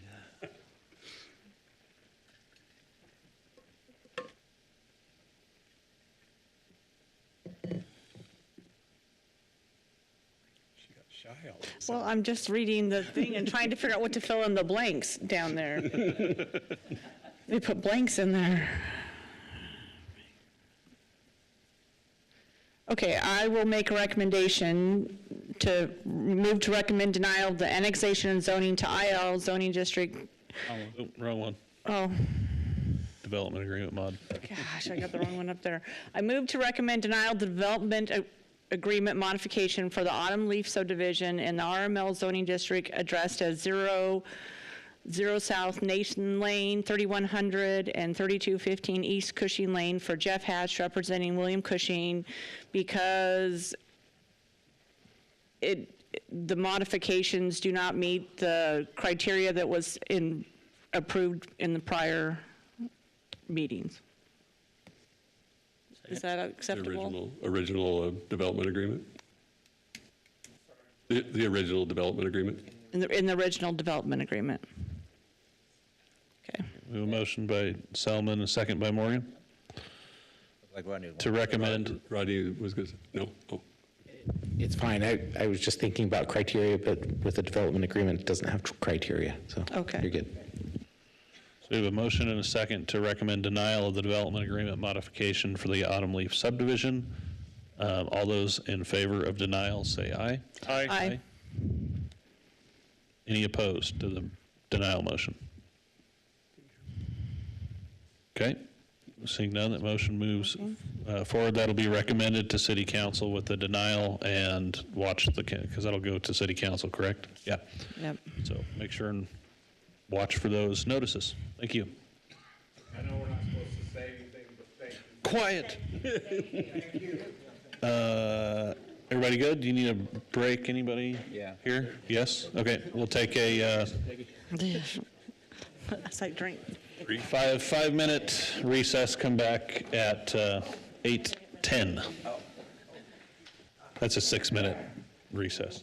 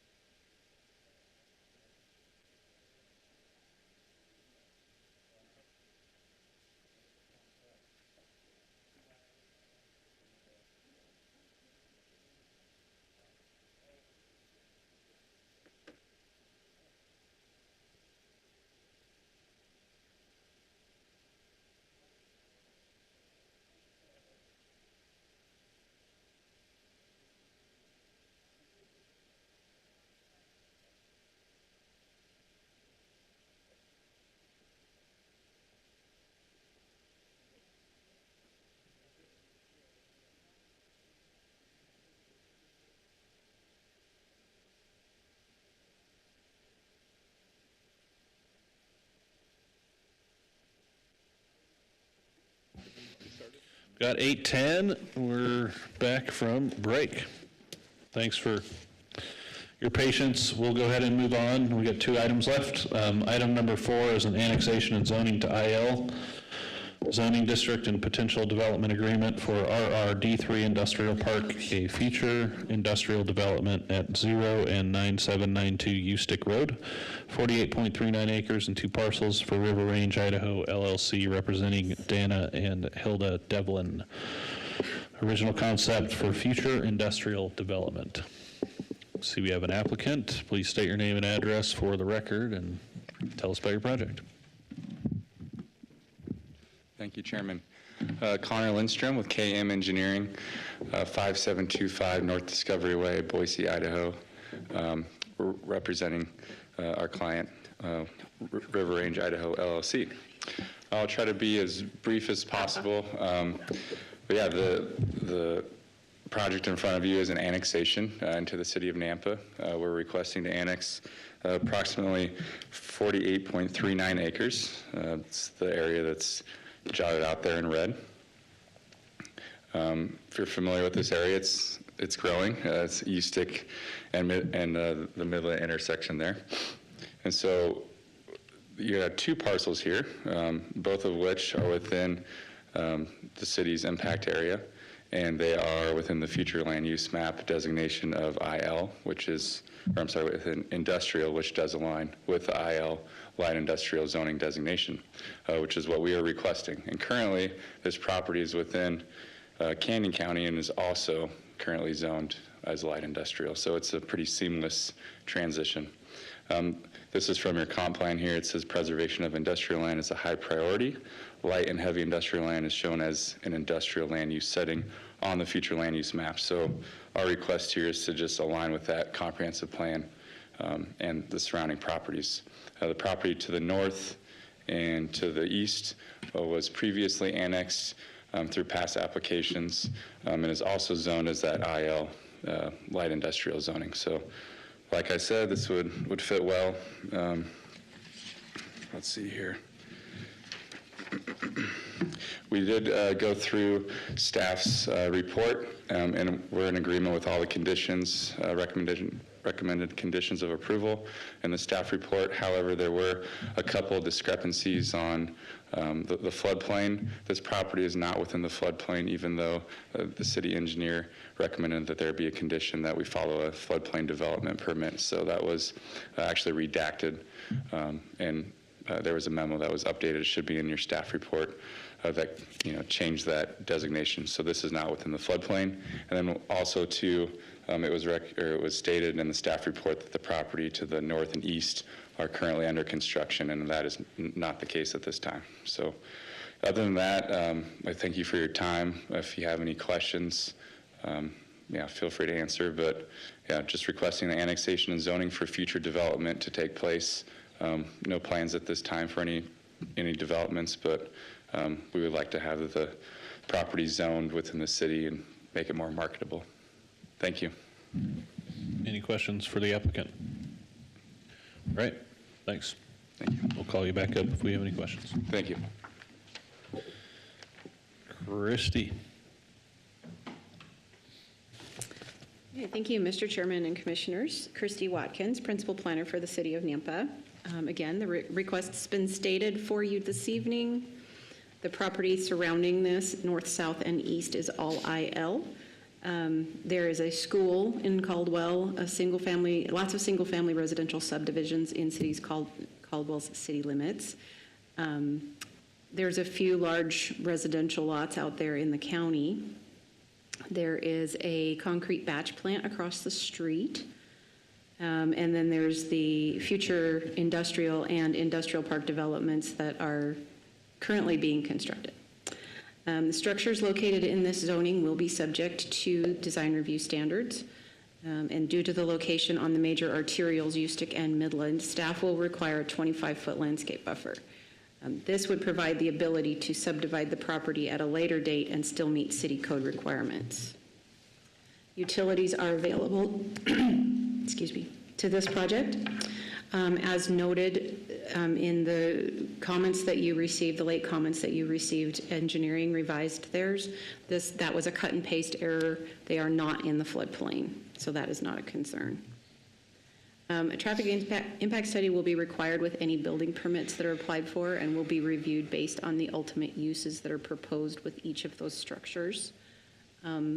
They will be responsible for preparing and submitting legal descriptions for right-of-way that is required to be dedicated. Midland will require 50 feet from the section line. Ustick Road will require 50 feet from the section line. Frontage improvements are still required, and there is a 10-foot wide pathway that will be required. I believe that engineering has offered for this project the required noble drain pathway can be excluded from the design in lieu of constructing the required side path, which is also 10 feet wide, along the project frontage on Midland and Ustick. So engineering, I kind of already read through their requirements. Building department has their standard Title IV building regulations. Nampa Fire does not oppose this application. They are 3.9 miles from Fire Station 3 with an approximate response time of 7 minutes. And the Parks Department requested a permanent easement for the pathway along the Noble Drain, but if we are going to allow them to divert that out to the right-of-way, then that easement may not be necessary. There are 3 criteria that need to be met for annexation, and that is that all the landowners have consented to the annexation, that the property is contiguous on the north, east, and west sides where it abuts the IL zoning district, north, east, and south. The area can be reasonably assumed to be available for orderly development of the city because there are already utilities out there. Right-of-way will be required to be dedicated. Property frontage will be required to be improved. And pathways will be installed, et cetera, et cetera. For zoning, there are also 3 criteria that need to be met. This is in harmony with the comprehensive plan. It does propose for a set of uses, so we don't know what will go into that, but we'll let our Chapter 3 schedule of uses dictate what can be allowed there. And the proposed zoning map amendment is in the interest of the public and reasonably necessary. These are the recommended conditions of approval with the removal of number 8 that references the floodplain development permit. And these are your potential motions. I'll stand for any questions. Thank you. Any questions for Christy? Christy, on the 20-foot or the pathway alongside the drain, if we end up moving that, what does that do? Does our bike and ped path plan go all the way out there? Does it interrupt it, or does it just get modified to follow the 10-foot side path? Sorry, Daniel, go ahead. So, Mr. Chair, Commissioner Garner, yes, at that point, we would just be, the connection, rather than cutting through the industrial property there, would come up to it at north side, continue, or at Ustick, continue along north side, Ustick up to Midland, and then up, and we would still have that same continuity through. It just, rather than following the drain through the industrial property, it would follow the road frontage, similar to the Wilson pathway south of town near the Walmart, where, the pathway, it's right next to the road there, and so it follows the road rather than the actual drain for a portion of it. Okay. Cool. Thank you.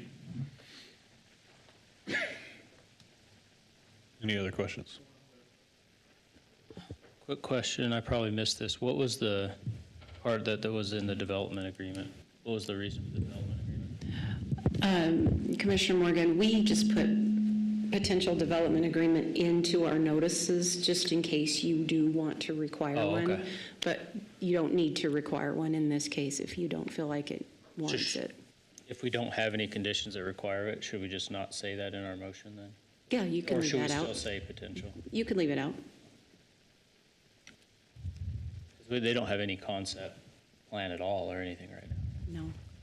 And it matches everything else that's out there, so Right. I don't see that it would be necessary, but that's your call.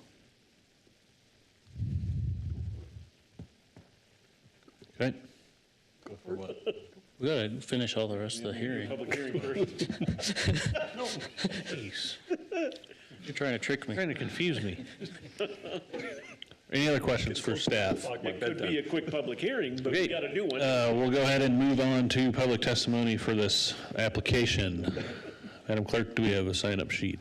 Mr. Chair, we do not have anyone that did an advance sign up. Okay, is there anybody here or online that would like to provide testimony for this item? Now's your chance. Okay, seeing none. Any final closing thoughts for the applicant or any questions for them? No. Okay, then entertain a motion to close the public hearing. So moved. We have a motion by Gardner, was louder, and a second by Selman to close the public hearing. All those in favor say aye. Aye. Aye. Any opposed? Brett must be asleep. All those in favor of closing, oh, we already did that. Yeah. All right. All ayes. Sorry. Public hearing's closed.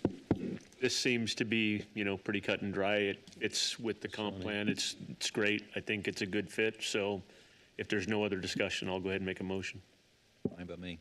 Okay. I don't know about more industrial land, but other than that, I'm good with it. Mr. Chair, I move that we recommend approval of the annexation and zoning to IL zoning district and for our D3 Industrial Park, a future industrial development at 0 and 9792 New Stick Road for River Range, Idaho LLC, representing Dana and Hilda Devlin, with all conditions listed in the staff report, and to adopt the proposed findings as of approval as stated in the staff report. Second. A second by Gardner and a motion by Gardner and a second by Kehoe to recommend approval of the annexation and zoning to IL zoning district for this item. All those in favor? One quick question, though. Whoa. Christie, I didn't need to make any distinction on that number 8 finding, right? I don't need to do anything with that? No. Okay, perfect. Okay, all those in favor of recommending approval for this item, say aye. Aye. Aye. Any opposed? Motion carries. That will go to City Council with a recommendation of approval. Thank you. Last item on the agenda this evening is a conditional use permit for the operation of an automobile and truck repair business selling and repairing new and used tires in a BC zoning district at 1104 3rd Street North, 0.32 acre parcel for Javier Gonzalez Jr. For a tire shop selling new and used tires and repairing tires. I see the applicant here. So please state your name and address for the record and tell us Javier Gonzalez about your Jr., project. 408 2nd Avenue North, Nampa, Idaho, 83687. Great. Thanks for waiting around. Thanks. Yeah. Sorry I had to be so long. Well, I'm starting a used tire shop that'll cater more in the used than new. I also offer new. People with like limited incomes, if they only have $50, you can get a used tire, or I can sell you one for $80 or $85. So more like a budget-friendly tire shop than your typical Les Schwab or commercial tire. And it'll be open Sundays and weekends, closed later in the day. So cater to people that are working and work late. So there's an option available. And also light automotive repair, brakes and shocks and spark plugs, oil changes. Nothing too heavy duty like engine swaps and Yeah, and that's about it. Just a light automotive repair and just mainly used tires. Yep. Any questions for the applicant right now? All right. Call you back up if we have any. Thank you. Parker, staff report. Thank you, Chairman and Commissioners. This is action requested approval or denial of a conditional use permit.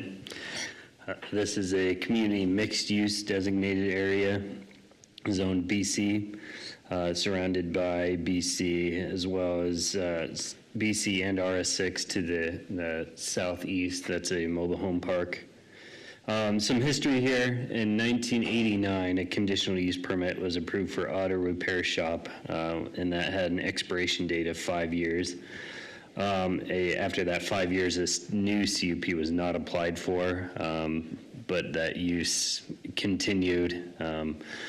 In 1990, appeal of a fencing requirement for that CUP was denied. They were required to put up a fence adjacent to the mobile home park, and that fence is still there.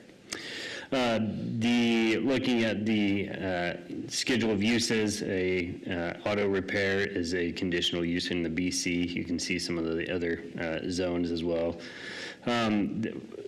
Looking at the definition of auto repair, property whereupon vehicle repair is conducted. Also, limited vehicle parts salvage storage may be allowed, provided that the area devoted to the storage of parts for sale or being stored does not exceed the area devoted to repair vehicles. So they can store things as long as it doesn't become the predominant activity on that property. The regulation criteria for conditional use permit, that's been covered tonight.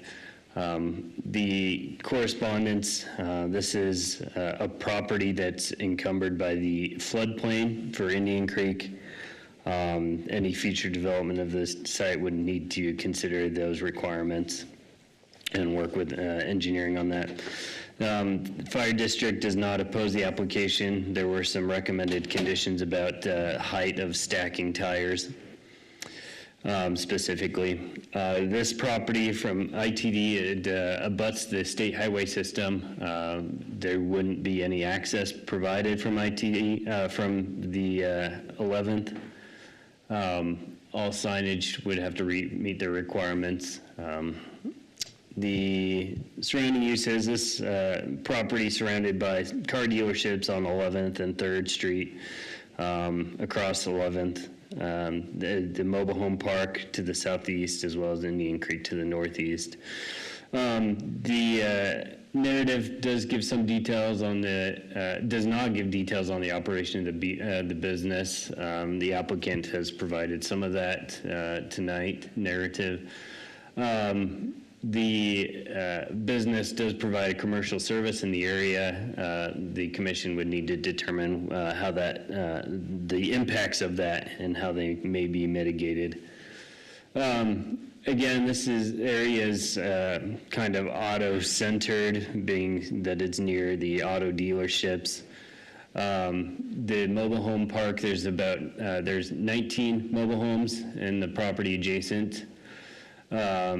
This has been a use there. It's been over 30 years. So it's not really a change of use, but some things that we might want clarification, what tools, hours of operation, what work is being done specifically. The street view, aerial view there, one thing that I will note on this, the signage on 11th does not meet our signage code, and it will likely be a code violation that we would need to work with. The site plan provided in the staff report. Conditions of approval are in the staff report as well. Tire storage can't exceed 10 feet outdoors and not within 50 feet of the lot lines, and then 6 feet height restricted indoor. And those were from the fire district.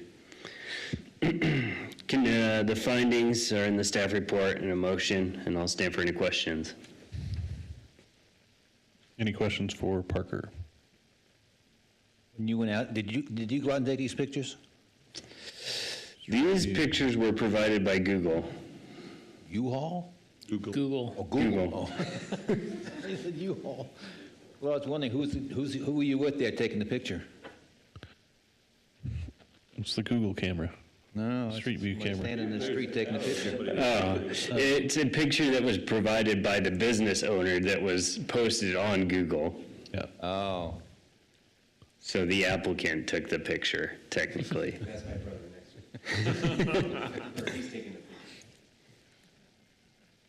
Any other questions? All right, we'll go ahead and move on to public testimony. Thank you, Parker. Any sign-up sheet for this item? No, Mr. Chair. No? All right. We've got to ask if there's anybody here to speak for, against, or undecided on this application. Any closing remarks or questions? I think we're good. All right, I would entertain a motion to close the public hearing. Moved.